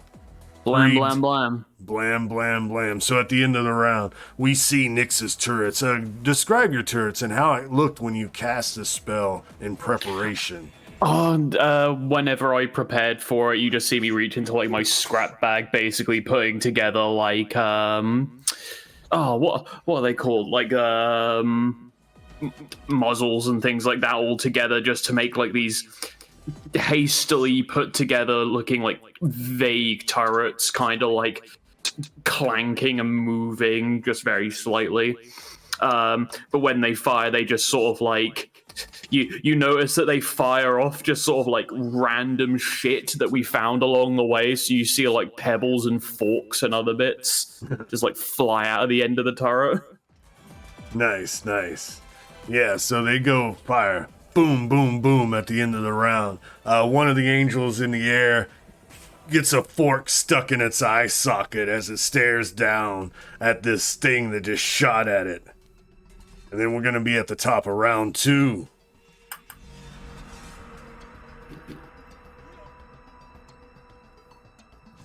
Oh. A Whopper is going to take a fast turn. I believe they all still want to take slow turns at this point with what's going on right now. 2 of them have to. Yeah. Good call, good call. And you said Whopper's on fast. Most excellent, most excellent. So, out of everyone, who wishes to go first? Can I? My mind goes really fast. No. No? Okay. Okay, go ahead. Now you can. I'm gonna target this. What happened? There we go. This guy here. I say to the group, focus on one target. Focus on one target, and meanwhile I shoot this guy with another magic pebble, and it engulfs him around, and I cast Glyphic Prison on him. All right. So which one? Oh, the one that I'm targeting. Also, right. There's no attack roll involved. It just works. Wait. Well, technically, sorry, that one should still be invisible. I don't know why. What? Remember, one of them went invisible. Oh, okay. Never mind. Then I'm going to target this one. You damn token. Nah. Which one? It says Abaddon 5. And that's your Glyphic Prison. All right. Yes. Please remind everyone. Throw it in the chat as well for me, but remind everyone your Glyphic Prison. Yeah. So like blue bars appear around it, and it has to make some strength challenge rolls to get out of there. If it succeeds, it takes half damage. Nice, nice. With 1 bane, I think, but like I think since it's a magical or something, it might get the resistance or something. I don't know how you want to do that, but like it would be a straight roll probably then. Right. That's probably what will happen. Nice. Beautiful. We see, holy shit, the Rat Queen. We see Gingko, cast her spell, use her quill as these runes this runic prison envelops around this angel as he is swooping around. And then we go to who wants to take the next turn? I have a question. Yes, please. Will bringing out my great sword and striking with it break my grapple? I would say no. Well, in that case, just like wrapping my meaty thighs around the Archangel, I just like Oh yeah. grab the great sword off on my back and then just try to plunge it down on him as he like struggles, like trying to dodge it left to right. Oh. So Fucking thigh grapple. I love it. okay, just add +5 to that, and then I'm sure that hits, right? I've taken damage. So that hits, yeah. One of those hits, right? 1, 2, 3. Wait, okay, fuck. I'm just doing this manually. So 2, 5, 2. No worries. 1d6, and then it's also damaged. If chat would like to know, we made a cheat sheet for Yazara with all her bonuses, banes and boons. Are you doing a, what is it? Are you doing a great sword or a great attack or whatever it was called? Sure, yeah, I'll take the bane. It still hits. Yeah, So that's that the would add like another 2. Yeah. 6, 10, 11, 17, 18, 19, 24, 25, 26. Is this all damage? Yeah. 2, 5, 2 is where the damage starts. 2, 5, 2 is where it starts. Okay. All right. 10, 11, 17, 18, 19, 20, 21, 26. Okay, excellent. And that was on Abaddon 3. Yes.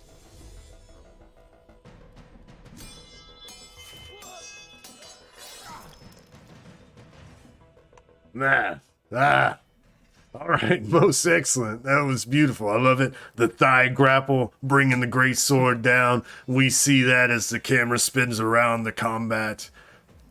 And also, I was going to add some more flavor, but I forgot. At the end of the last round, we see the scene change to in the throne room as Abaddon rushes towards Diabolus with his great sword raised. Diabolus in a sumo stance rushes and does a sumo tackle on Abaddon, bringing him down, and brings both meaty fist up in the air as he smashes down on Abaddon's nose. And then the scene changes back to the combat where we are at now. We had Yazara and Gingko. Now Nyx, Dwen, or Whopper. Who's going next? Whopper can go next. What would Whopper want to do? Whopper is just going to target the number 2 and just going to crush them in his grasp. Nice. Mm-hmm. Big meaty hands is going to swallow this one whole.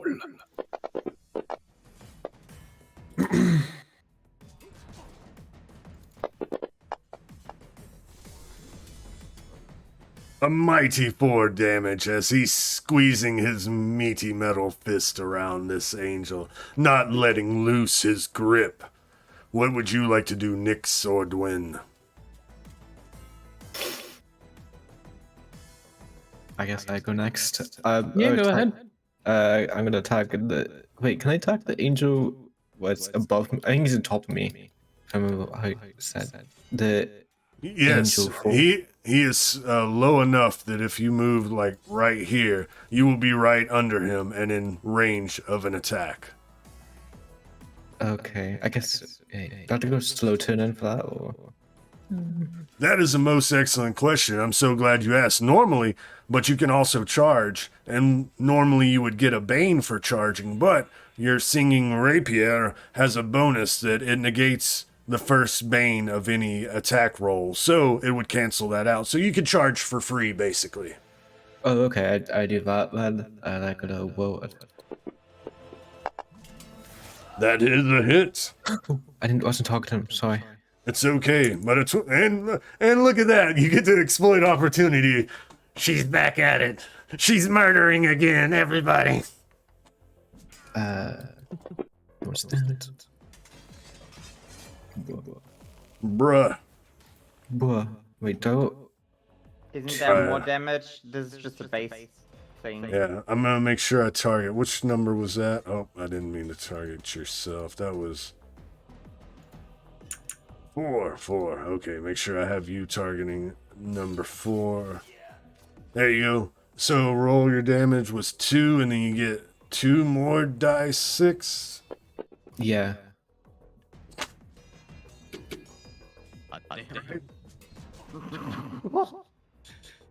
Dwen with the big number. Mm-hmm. Plus the 2. Add that in. Says the one who just did 20 damage in one attack. I have a lot of dice, but Dwen always gets like the highest number on the dice. And again, an extra turn, so I went over 20, if I remember. Yes, that is true. Would you like to take that turn now? What is it? I thought it was an extra. Wait, I must. It's exploit opportunity. Yeah, sorry, I thought it was. Never mind. I just hit him another. I think. I.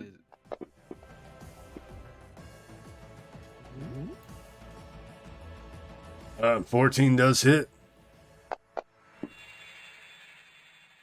Why am I getting low numbers? And I don't want any extra die, right? If I remember, or do I? You do get trickery one more time, so that should be one more d6. And let me double check something. What you chose as a rogue at level 8. What talent did you choose? Backstab. So 2 more die 6, please. Total. Okay. 1 for trickery this round, 1 for backstab last round. So another 8 points of damage. Let me go ahead and add that to numero 4. Right, yeah. No, that was 3.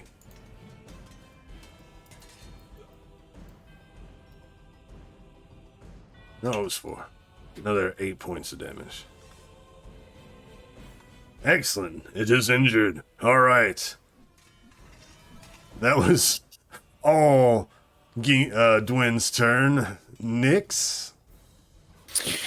Right. So what can I do? Let's have a look. They're all here. Whoa. I'm gonna save that.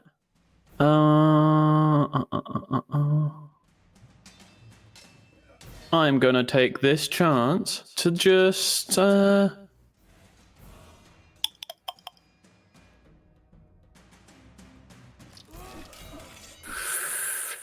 I do flamethrower, will that hurt Dwen? Because I think we changed it, didn't we, to something else just for hell?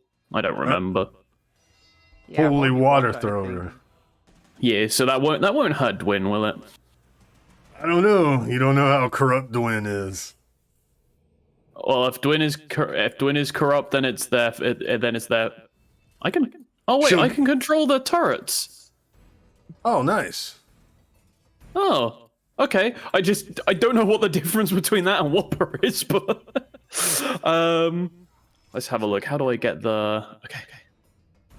Oh, I can hit all 4 of them. So. Oh, come on. And... Oh. Why is it not rolling the damage anymore? Why can't I roll the attack? What's happening with my fantasy grounds? This is an agility challenge roll on their part. Okay then. Agility challenge rolls for all 4 of them. Alright, they're gonna get a boon because they get boons on challenge rolls versus spells. Mm-hmm.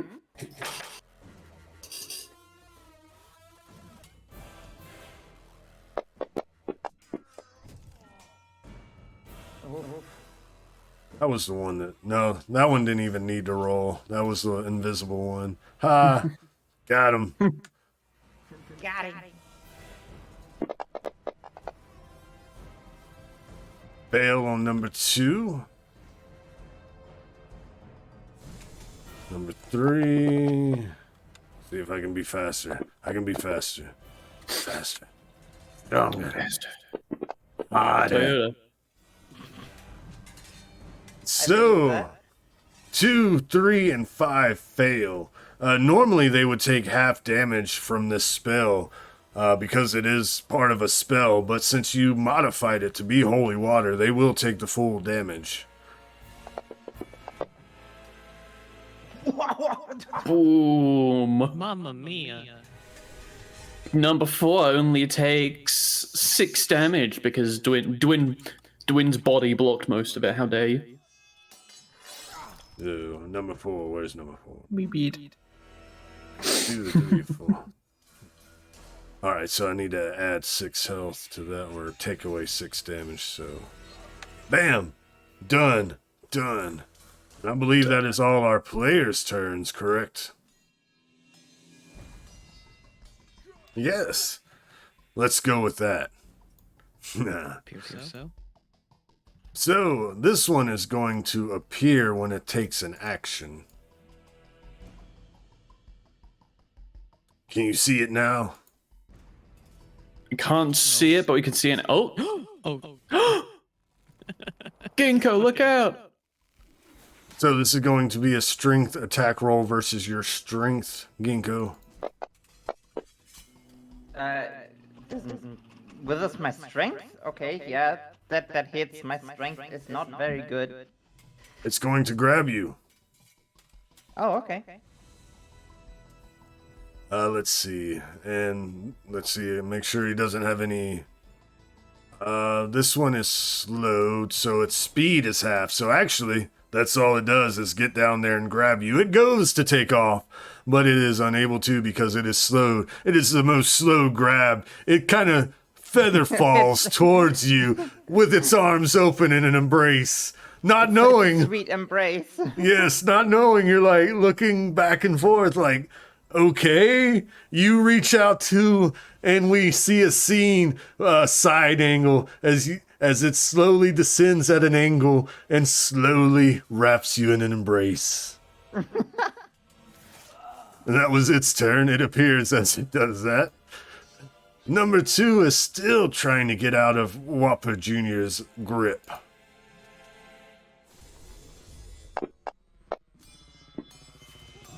Uh, 18, that is enough to free it from, because Whopper Jr. is a 15 or 16, but an 18 is enough. So it frees itself, but with Whopper, since it didn't make an attack when it's just flying away, Whopper will get a free swing. And if you had a melee weapon equipped, you would too, Nyx, but since you do not, I will just leave it in Whopper Jr. hand. Meaty hand. And that is going to hit. It will take 4 damage. That was number 2, took the damage as it swoops up into the air, using its action to get out of the grapple and flying up into the air. And that will bring us to Angel of Abaddon 3, which is currently being grappled by thighs and stabbed. It can make its own attack. It's going to just try to swing back at you, removing its arms from the meaty thigh grip. Ysara, let us target you real quick as it tries to just attack you. If it can't get away from your strength, it'll just try to get away from your corpse.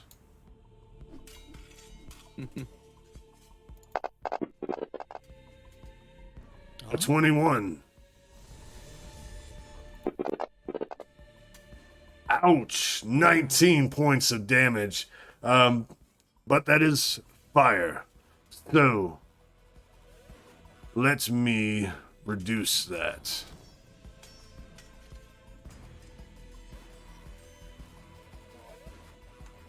Nice. As it takes its flaming sword, double fist style, and tries to ram it into your chest.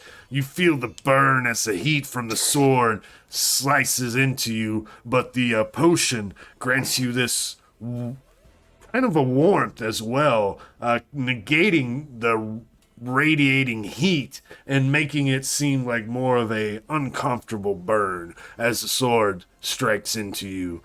He cannot move, it cannot move, because it is still grappled by your meaty thighs. And that brings us to number 4, who just got stabbed twice by Dwen. It is not happy with that. It wishes to return the favor, Dwen. And it shall target you.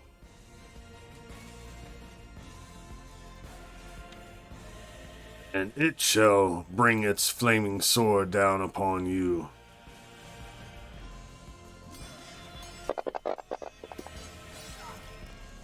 "13 is a miss, so as it flies up out of range. Pathetic. But you do get a free swing because it did not swoop down to attack. It attacked and ran. So you do get a free swing. You do not get trickery on this because you've already used trickery twice. Okay. Does blow attack? Yes.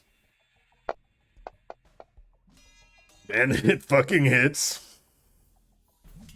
Just a d6 plus 2 damage. Nice. 5 points of damage as it strikes at you and swoops back into the air. And then we are at number 5's turn. It is going to try to do the swoop. Number 5 is slowed though currently, right? Yeah, and it also needs to make me a strength challenge roll with 1 bane. And what's this for? Please For the enlighten me. glyphic prison. Oh. Good call. Which will cancel out its boon, so you said strength, right? Yeah, and I for some reason I rolled twice, but you can ignore one of them. Because they're But both both of them are 25. 25. It was meant to be. And it it failed. was failed. Oh my god, it takes 25 damage. Yeah. So you see it draw its flaming sword, its ire towards Whopper Jr. and Nyx. As it swoops towards you, Nyx, it flies past this glyphic prison, right? And as the prison explodes, its trajectory towards you sprays you and Whopper Jr. in black, viscous viscera and gore as it explodes into nothing. What?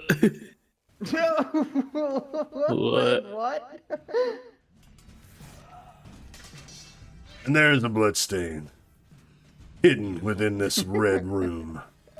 And your turrets, we are at the end of the round. Your turrets are going off.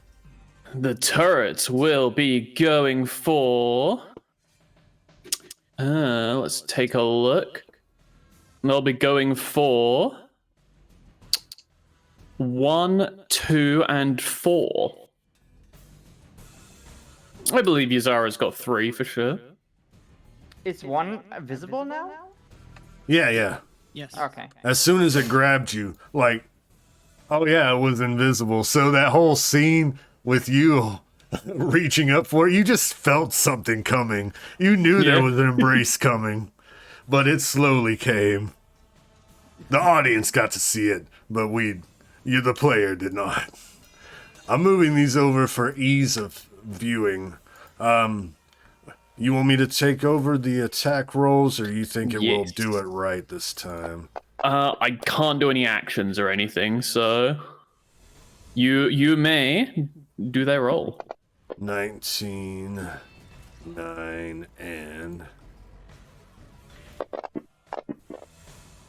27. Nice. Ooh. I believe I had it targeted, right?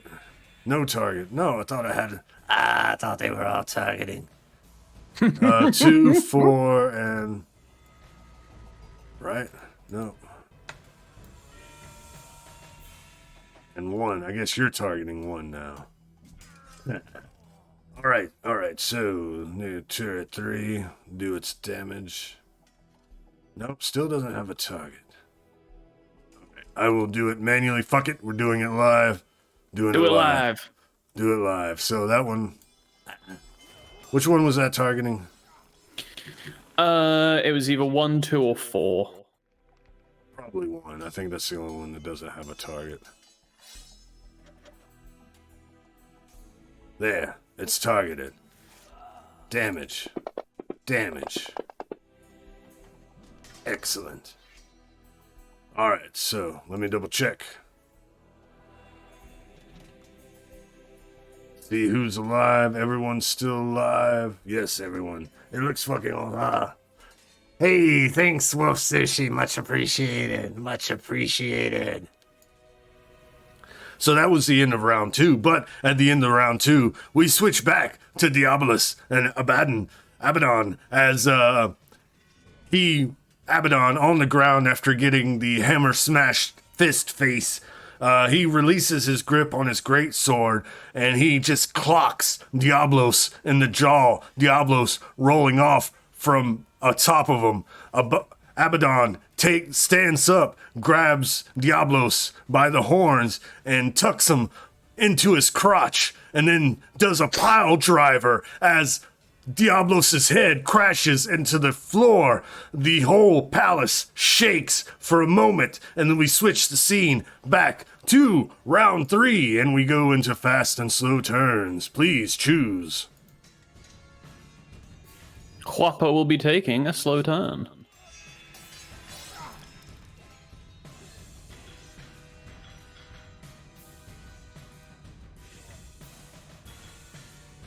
I guess all the turrets will too. Damn you turrets. Oh, and I'm just looking forward to when you hit level 10 and then you get your fucking constructs. Then I have to deal with that too. Oh, actually, I'm now going to use mechanical servants as well. Exactly. Just make this like. Oh yeah, that's what So you got at delicious. level 9. Let's just place an army. Yeah. Oh man. I don't know where I'm getting all of these in hell. I just somehow managed to put shit together in hell. You know, It scraps. works. Scraps of hell. And thank you so much, Salsa Jellyfish, for the subscription. Much appreciated. Enjoy the emotes. Let me give you a finger nipple.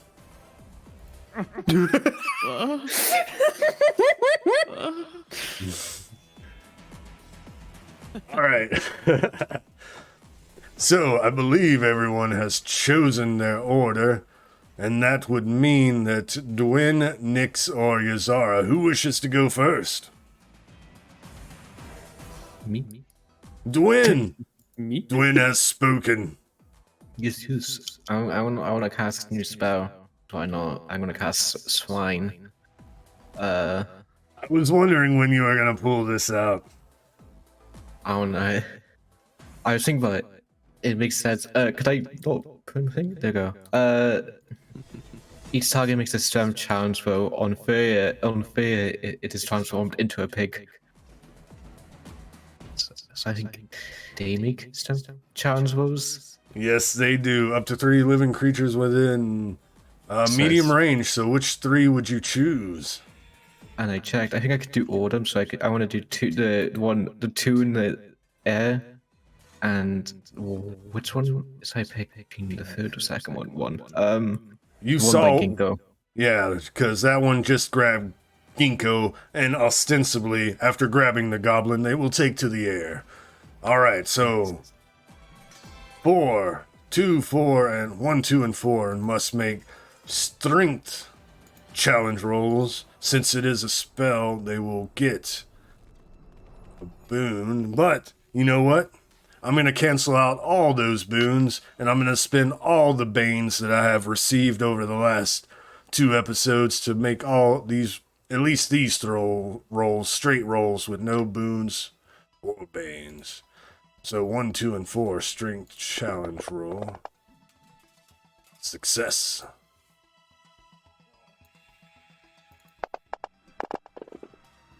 Big success. Oh fuck!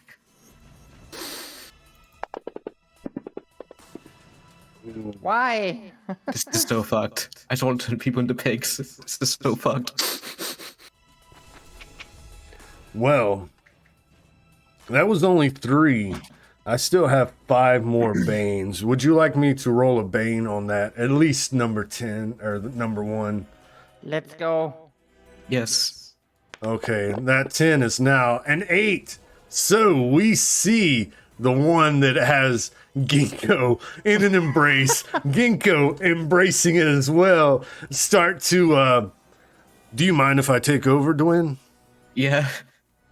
Dwen grabs her ragdoll with the faux pixie wings and the faux elf ears and whispers into it. And you see the doll start like flopping in her hand, and it starts making a noise as the wisp from the magic of this doll starts to, this oink sound starts to like rise up and envelop the 2 in the air, and the 1, you hear the sound around you, Gingko, this, and the 2 that are in the air are unfazed, but the one that you are embraced with right now, Gingko, starts to morph. The wounds start to close, the eyes, the nose starts to form into a snout, the wings disappear inside its back as now you are grasping a pig. What the fuck? Excellent, yes. So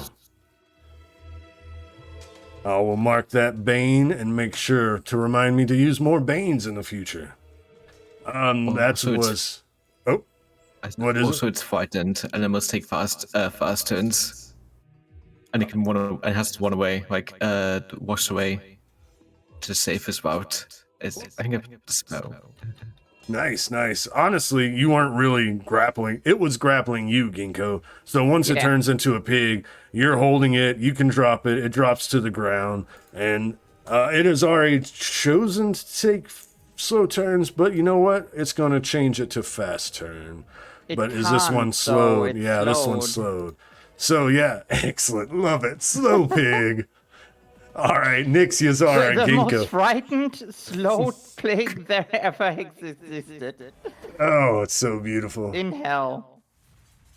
Yes, Wolf, I got the link from Ruby the other day, but work's been killing me, so I haven't had a chance to actually sit down and read. But I am looking forward to it, and I am so appreciative that you added me. So cool. I will read it, though. For sure. Nix, Yazara, or Gingko? No? Yeah, Nix, Yazara. Fine. You go. Yep. It's time to die, creature. Plus, another boon to hit, but I think it already hit.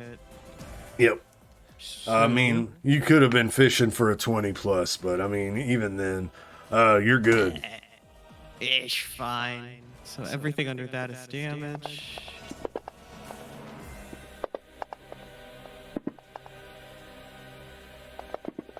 See, we live in a... my calculator. I was gonna say, we live in a time where this shit is supposed to add up for us, but now you have me doing math over here. But thank you for having the calculator ready. How much is that? On number 3. 17. All right, I believe that's going to be enough. 1, 2, 3, 4. Okay, so 10 would be 45, plus 5 would be 50. Oh my god, nope. Oh my god, it's still alive? If my calculations are correct, it's only at it's at 1 health. Oh!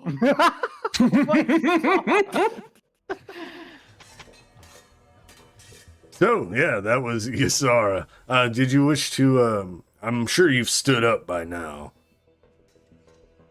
Oh. Yeah. She just has like a knee on the demon's like crotch and belly, and she just brings down the sword at its like upper arm, just severing like its upper trap. Like a Nice. massive gash just like goes down, like almost having his like arm just like falling off. It's so damaged. It looks to yeah. be like just alive by a hair. It's wheezing, coughing up blood and Black. bile and all sorts Yes. of things. Its Yes. wings are flapping, and a lot of its feathers look like it's got some kind of disease as the feathers are dissipating and stuff. And what's up, Hunter of Goblins? And that was Yuzara. That leaves with Beast only you are. Nyx. Yeah. Nick? Nick Shae. Nick Shae, what would you like to do? Flamethrower, this direction. Oh, yeah. 1 and 3, give me agility challenge rolls. 1 and 3. All right. Yes. I mean, 1 is just a pig right now. That is true. Let me double check swine. I don't know if I get new stats for the pig. What is the agility of a pig? That's what I need to know. Round 3. Blah, blah, blah. There it is, swine. And becomes a pig. A small animal for the duration. Okay, so they have the stats of a small animal. Let us pull up small animal. And let's not fat finger it. Small animal. Agility of +3, 13. So I'm going to make a strength challenge roll because their strength is 13. So the pig makes it. And which other ones did you say? And 3. The one next to Yuzara. Gotcha. Oh, the one doesn't need to roll even with a success, 1 HP. Please describe how that one meets its end, and we'll discuss the damage on the pig. So as I fire off my As I fire off my flamethrower, the holy water gun into mainly aiming for number 1, just the pig that's there. A little bit of it splashes the back of Yuzara's head, and not even a shot's worth of holy water lands on the thing in front of her. It just goes over its head lightly, and it's just enough to finish it off. You shot it over, and then it lets out this horrifying as it starts to melt into a Ruby? black ooze. What? The sound What? that Nim just made is exactly the same as your goblin noises.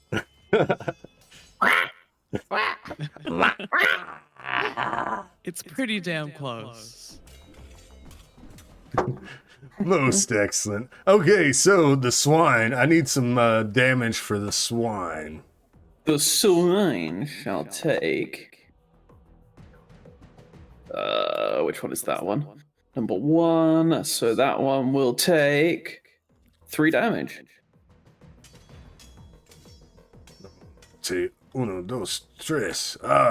And doing so, you see the form of this pig, which is starting to, trying to gallop away as the holy water singes it on its back. You see, open wounds where the wings just flash out in a brilliant light as the wings appear and the creature starts taking its form once more.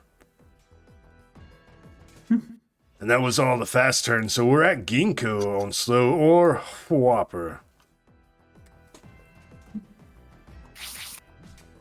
Whopper can go if you want. Okay, Whopper is basically just gonna absolutely book it for the pig. And it's just gonna slam it. The angel formerly known as a pig. Yeah, the angel formerly known as a pig. Alright, make sure I have Whopper targeted right. Angel of Abaddon, perfect. He bounds over, raising his mighty metal meaty fist. But he rolls like shit. Why is he horrified? Yeah, he shouldn't have that. Good call. He should not have that Bane. So it'd be a 6 plus 6, 12. A 12 will hit an Angel of Abaddon. So, Whopper doesn't know the concept of fear. no. he should be immune to horrifying, but oh well. Hey, good damage. Ooh. Could you please describe it? So as like the angel is regaining like its physical form, again, like the wings sprouting out, you just see like what was it? You see Whopper Jr. just like legging it over towards him as fast as he can. It's just like the wings sprout, the thing comes in, it just like fist just lands on the floor. You just hear a crunch. It's gone. Oh yeah, just nice. insane. Yes, as the wings sprout and it starts taking the angel form again, Whopper Jr. comes bounding over. The brilliant flaming wings extend as the meaty metal fist crashes down on its back, turning it into a puddle of ooze. Whopper stands up, stands over it, points a finger down at it. No, don't. Don't reform. Stay down. All right, now we're only at Gingko, I believe. Yeah, good question. What would I do? You know what? I just use my action to shoot. Wait. Is it my turn? Like. Yes, it is your turn. Yeah, but like, am I? Oh, there we go. Okay, perfect. Yeah, to shoot the Angel of Abaddon 2. Bringing a gun to a devil fight. I love it. And you know what? I'm just going to use my epiphany and succeed, or basically like use 15 as a number. Nice. Hell yeah. Oh, that definitely hits. So it takes 6 points of damage. Damage, and you had it targeted correct. Angel of Abaddon 2. Nice.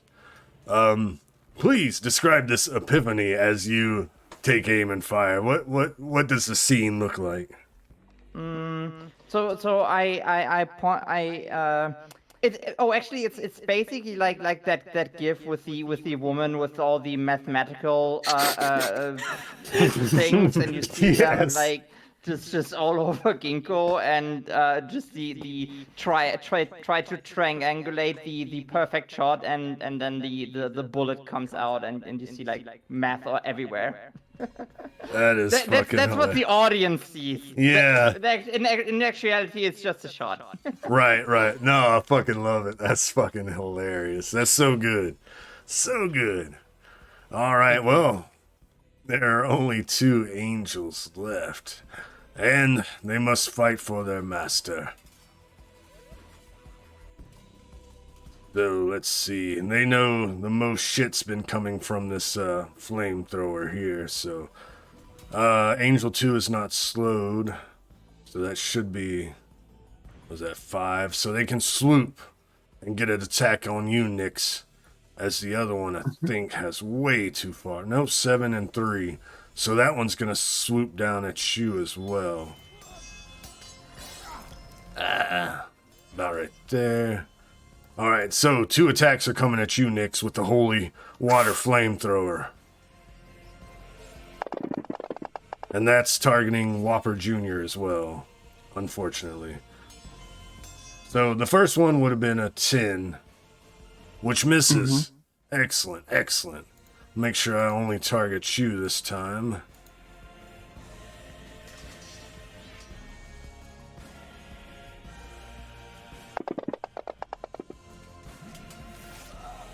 Will hit. You do not have to make an agility challenge roll because it's not 20 or more. But 12, and I guess I need to reduce that because you did drink the potion, right? Mm-hmm. And also the seed of thing, because I haven't been hit yet. Oh, nice. What's your healing rate? Go ahead and click heal it. Heal your healing rate. Beautiful. Nice. Hell yeah. All right, that was their turn, and then we're at the end of the round, so that means turret's gonna do turret things. Mm-hmm. And I suppose I have to choose one to hit twice, right? Yeah, pretty much. Let's do 2. Let's hit 2 twice. Fuck it.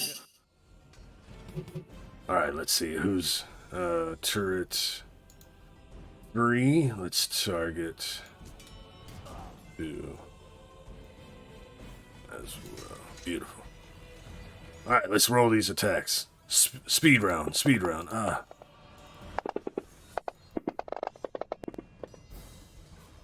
Hit.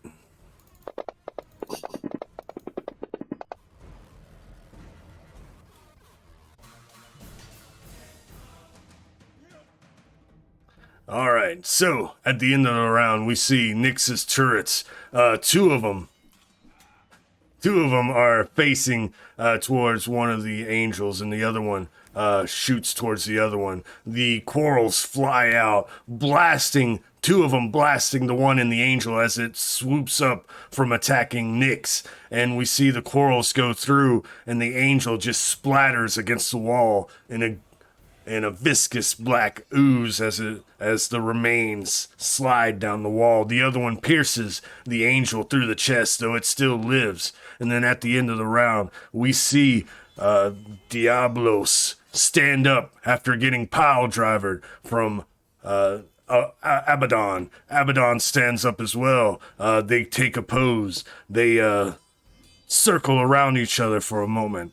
Abaddon tries to go in for a grab, but Diablos spins around him and gets him in a chokehold. And right now, that round in the end scenes, Diablos in a choking Abaddon in a chokehold, and we're at the top of the next round with only one angel left, which is pretty much semantics here. So who wants to try to get the final blow on this and kill this creature?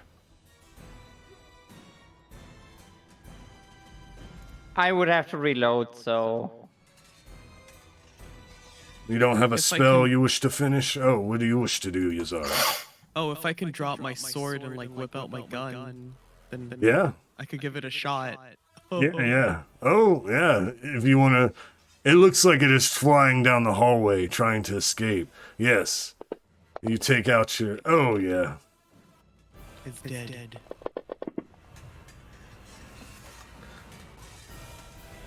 So, yes. I will describe it as we see the scene change back from the angels, one getting blasted by the quarrel, splatting against the wall. The other one seeing Abaddon in a chokehold, seeing his fellow angels of Abaddon splattered here and there, takes flight towards the exit. Yazara, releasing grip on her greatsword, pulls out the golden rifle of Conrad Van Klaus, takes aim as the creature swoops down the hallway. We get a shot of the barrel as Yazara takes aim, and we see like a ghostly arm on her shoulder, reaching up from way below, the dwarf mentor who taught her how to shot.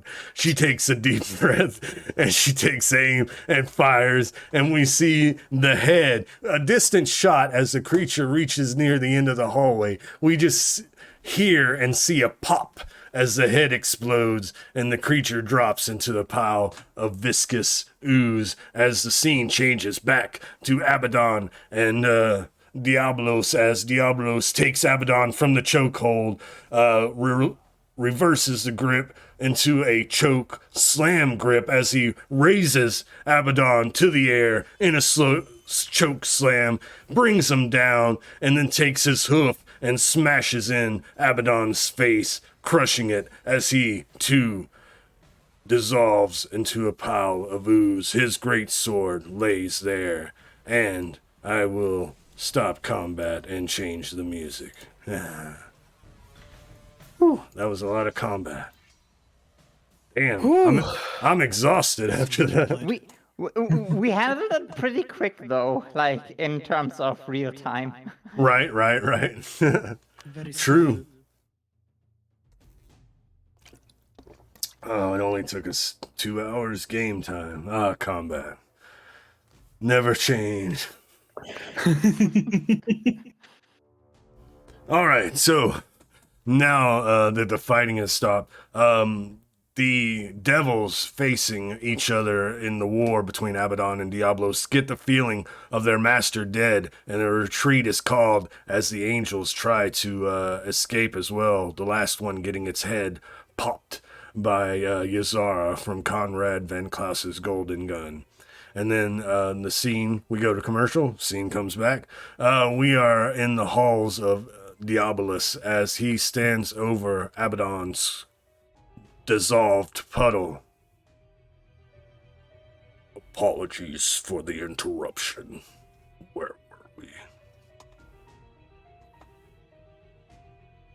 About the essence.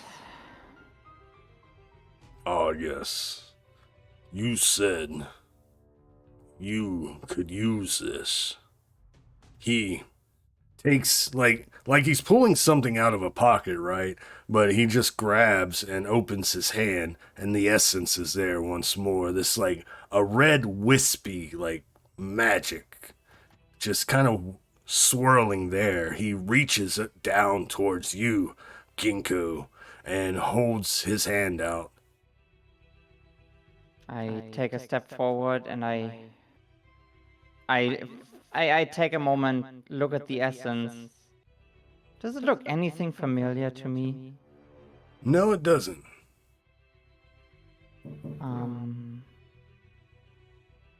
It feels like a little bit too long that I'm staring at it, but in reality it's maybe just a few seconds, and I reach out to it.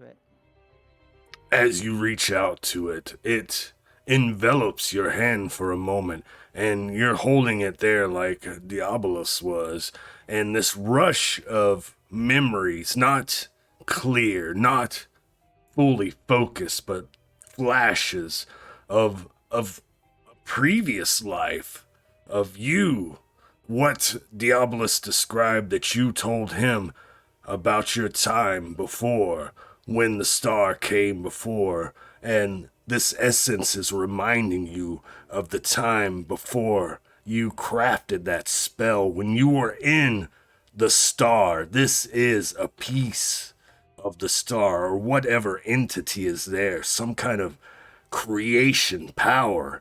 You feel it, though not as strong. You remember creating, barely, flashes, creating this time travel spell, and you were grasping a lot of power of this entity, but this is just a small taste. But you know, with this, you have some power of creation that you can use in the upcoming battle.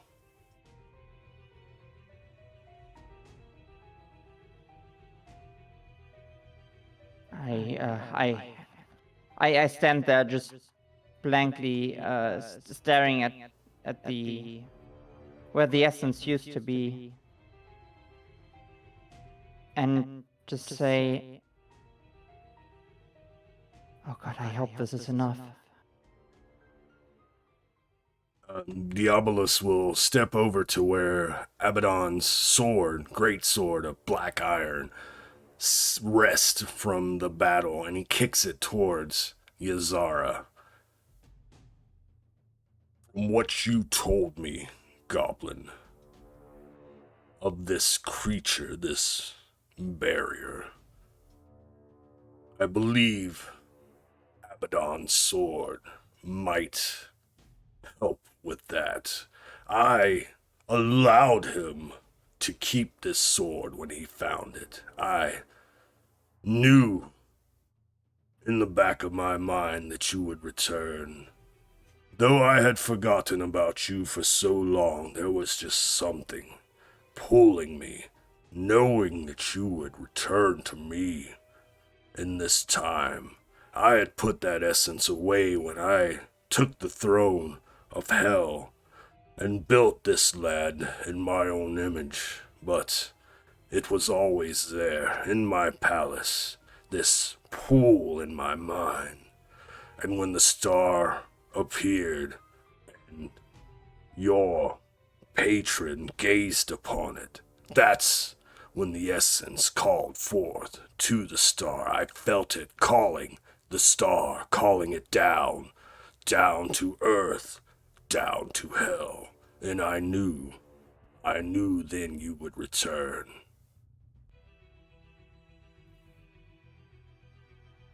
So, Gingko, out of character, now that you have this essence in your hand and you have these memories, these little flashes of memories and stuff, you do remember. You remember actually the four of you entering in the star. You remember, though it is a little fuzzy, but you remember Ysara as a human, fighting alongside you. You remember Nyx, a Faun, but not an Artificer, an air mage, a telekinesis mage, following in her mother's footsteps. You remember Dwen, her previous form, a human, before she was reborn in this new timeline. You remember, and you remember grabbing this essence. You remember creating a spell, just flashes, and you remember you had some idea, some plan with this essence, this creation magic, that you would, to withstand being within the vicinity of the stars, within the void of space itself, within the radiation, you would need some sort of protection. And you also knew, facing this creature, you would need more to stay alive, to be able to face it. And with this little magic, you have this plan. And also out of character, if you want, you're going to have some fun with this, because I'm going to open up notes, and this is something that you can now create, Gingko, for your whole party with this essence. This plan that you had contrived in the final moments of the time stoppage, when you grasped this power and went back in time, took your party members with you back in time. You remember this, and you know that you can create 4 suits of God Star armor with this, and they all come with, I'll just read it. Created from the essence of the entity within the star, this ethereal suit of armor will protect you from the radiation of the star. Also, while you wear it, you can move freely through the vacuum of space as if flying, and suffer none of the negative effects from exposure to the void. In addition, with your knowledge and your 3 party members, Gingko, you know that you can give a little bit more to this armor with the knowledge, the knowledge of the pits, the knowledge of combat, the knowledge of battle. Ysara, she can provide information to make this armor stronger, to actually make it defendable, and it will raise your defense. You can choose 2 of these bonuses. It will raise your defense to 20 if you wear this ethereal armor. That's one bonus you could give it. With your knowledge of life magic and runes, Gingko, another ability that you could add to this armor is to grant plus 20 to the wearer's health. Yes, I do need to heal. Thank you, Hunter of Goblins. Oh, man. Stretch, yes. Popped. Another ability, because of Dwen's dabbling and with the darker magics and the Fey magic as well, an ability you can give it is to negate the horrifying trait of creatures, which you remember when you faced this entity in the stars. It was fucking horrifying. So that's one ability you could give it. And then also, because of Nyx's knowledge of teleportation magic, now, you didn't know that before with the plans. It was just, you were going off of her telekinesis in air, but now with the new memories and the old memories, you're like, you know that you can grant this armor a special ability called Minor Void Step, which lets you use an action or triggered action to teleport into a space within 5 yards. If you roll a d6, and if you get a 1, then you can't use the ability for a minute, but you can grant this armor that ability. So you can create 4 suits of armor with this essence, God Star armor, that allows you to fly in the space, fly in the void, no negative effects of the radiation of the star or the void, and then 2 of those abilities each. So it is up to the 4 of you to choose which abilities you want on your God Star armor. And Ruby, if you want, you can always make your new Hero Forge tokens wearing this ethereal armor. Oh, you bet I will. I knew it. But yeah, I'm looking forward to seeing it. Lord, I look over to the group and I say, you will all need to help me with this. I'll give it my all. I have Izar no says that idea. She just picks up the great sword and puffs it on her back. I've never been one to believe in this much time travel, but I mean, you've got us all the way.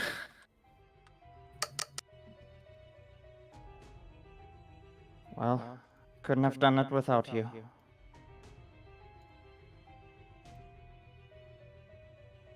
Dum dum dum. Is this where we end? Where we end the episode? Yes. This episode is ending now. The screen does go black. I was just giving you a moment to roleplay, but after episode stuff, we still have 30 minutes if you want to discuss any planning or preparation for the next episode and the ascent into the star. And I'm gonna drag this sword over into your inventory, Yizlith. I think I did. Sword of Unmaking. Is it there? Yes. I'm just looking at the sword and it has golden text because video games, but But you can't read the text. Oh no.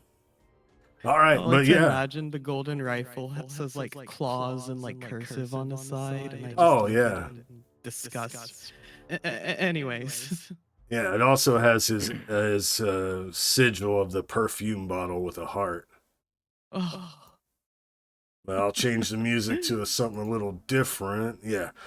So I hope you enjoyed that episode, but we can have some post-episode talk right now if we need to do any preparation or anything. Mm-hmm. So how the hell are we even going to get to the star again? With these suits. Are these suits just going to let us yeet our way into space, or... I mean, we'll have to find out on the next episode. I mean, this is something maybe Nyx could build a spaceship. oh, Nyx, make a catapult We're turtle. going on a trip in our favorite rocket ship.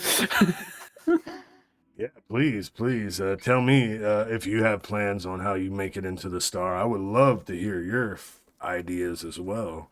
I have my own ideas, but I will take yours. We have had like allies, right? We have a lot of allies. They can help us build a spaceship. You know. Are we end walking this? Oh shit. Yeah, what? Final Fantasy. I'm gonna need to know. That's literally the plot of the last Final Fantasy expansion. Everyone in the world comes together to make a spaceship to go to the edge of the universe. Nice. Just Beautiful. involuntarily done that. I am not against it though. If you want to go by spaceship, then by all means, we go by spaceship or rocket, or Spaceship. we could soup up Klaus's somehow and take that into space. Catapult turtle, come on. It will Thanks, just Barrett. be like season 1 of Yu-Gi-Oh! Where we put like our dragon rider on the catapult turtle to destroy the hover ring and destroy the 3 monsters. It just works. It just works. It just works. And I'm gonna need to know how many Yeah. mechanical servants you're gonna throw at me, Nyx. I will give you enough within reason, within prep, but I don't want to have to deal with too many. I haven't read the effect too much either. It doesn't seem that they have like combat potential. It seems more utility. But I will have a read of it throughout. Yeah, for sure. Because we have a week. What's up? Yeah. By the way, are we? This is a general question now. I mean, now that we are out of the game. Yeah. Once the series is over, after the next episode, will we have a get together and tell ask questions about like what if and like what the plan was and everything. Like, will we get a wrap up episode, something like that? Yeah, we can definitely do that. I was thinking about that as well, doing it the second week of July, because I know you're going to be the first Saturday of July. You are unavailable. You will be conning. So maybe the second Saturday in July, we can talk about it some more, discuss it, but that would be fun. Yeah, it can be whenever. Like Yeah, no rush. We'll have a year reunion. No.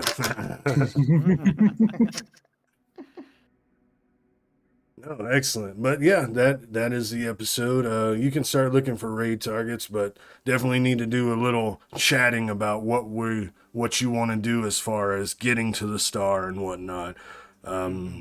Ostensibly, I'll go ahead and spoilers. Diablos can get you back to Earth without having to worry about that. sick. Thanks, Dad. So he's more a daddy, but okay. So I'm thinking the negating the horrifying trait would be really really good because that can fuck us over like so many times and it's so annoying. And it's individual too, so you individually can choose your 2 traits. Oh. Well, okay. For myself, I would like the Thanks, Davis. negating horrifying probably, and I'm thinking either the defense 20 or the minor void step.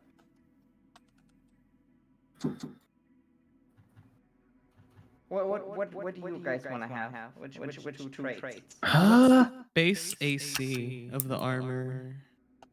It has no AC unless you choose the bonus. I mean, your AC is pretty high anyway. Does it? Yeah, I'm wondering if it's cumulative with my armor, or if I have to do one or the other. It would be one or the other. Sorry, you're not gonna get 39 AC. 39. I mean, like, let's say I take like anti-horrifying and like health, right? Because that's what I've been thinking. Okay. Would I still have my 19 AC? Or Yeah. You would, as long as you wear your regular armor. Yeah. Oh. Can it be a bodysuit? You can be in whatever you want. I'm leaving it to you to describe, and or Ruby as well. I thought it would be fun. I want to see what Ruby comes up with. I'm gonna try my best. I'm gonna have a think. On my Oh yeah, one. yeah. No rush. Have a thing. I believe Faye did tell me earlier that Yizlith and Ruby had a little bit of an echo, but it wasn't bad, so I didn't bother bringing it up. Oh, do I have an echo? That's weird. Echo. And I will go ahead and put that in the Discord for you to remember. Quick question. Yes, ma'am. Would fingernips be innocent? Just asking. Because I Asking You are want for not fun. going to kill fingernips. Unfortunately, Finger Nipples is in the same boat as you as being dead, so he doesn't have a soul to steal. So it'd have to be someone with a soul. This is hard. Can't believe you considered killing finger nipples. I know that's so wrong. Oh, He's so gonna be many- our pilot for the spaceship next episode. Exactly. His sacrifice will be in vain. Do you want to live forever, baby?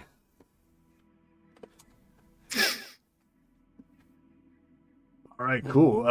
So yeah, we can discuss everything else. I know. Thanks everyone for sticking around and hearing us ramble on about plans for next time. But next episode in a week, the finale, the grand finale of Shadows Fall, Tears of Heaven. I hope you enjoyed that episode. Thank you, chat. Thank you for the subscriptions and everything, the hype train. It has been amazing. I had so much fun with this episode. And I cannot wait for the finale. I will see you all next Saturday, same demon time, same demon channel, and we will end with the title drop as is tradition. Bye-bye.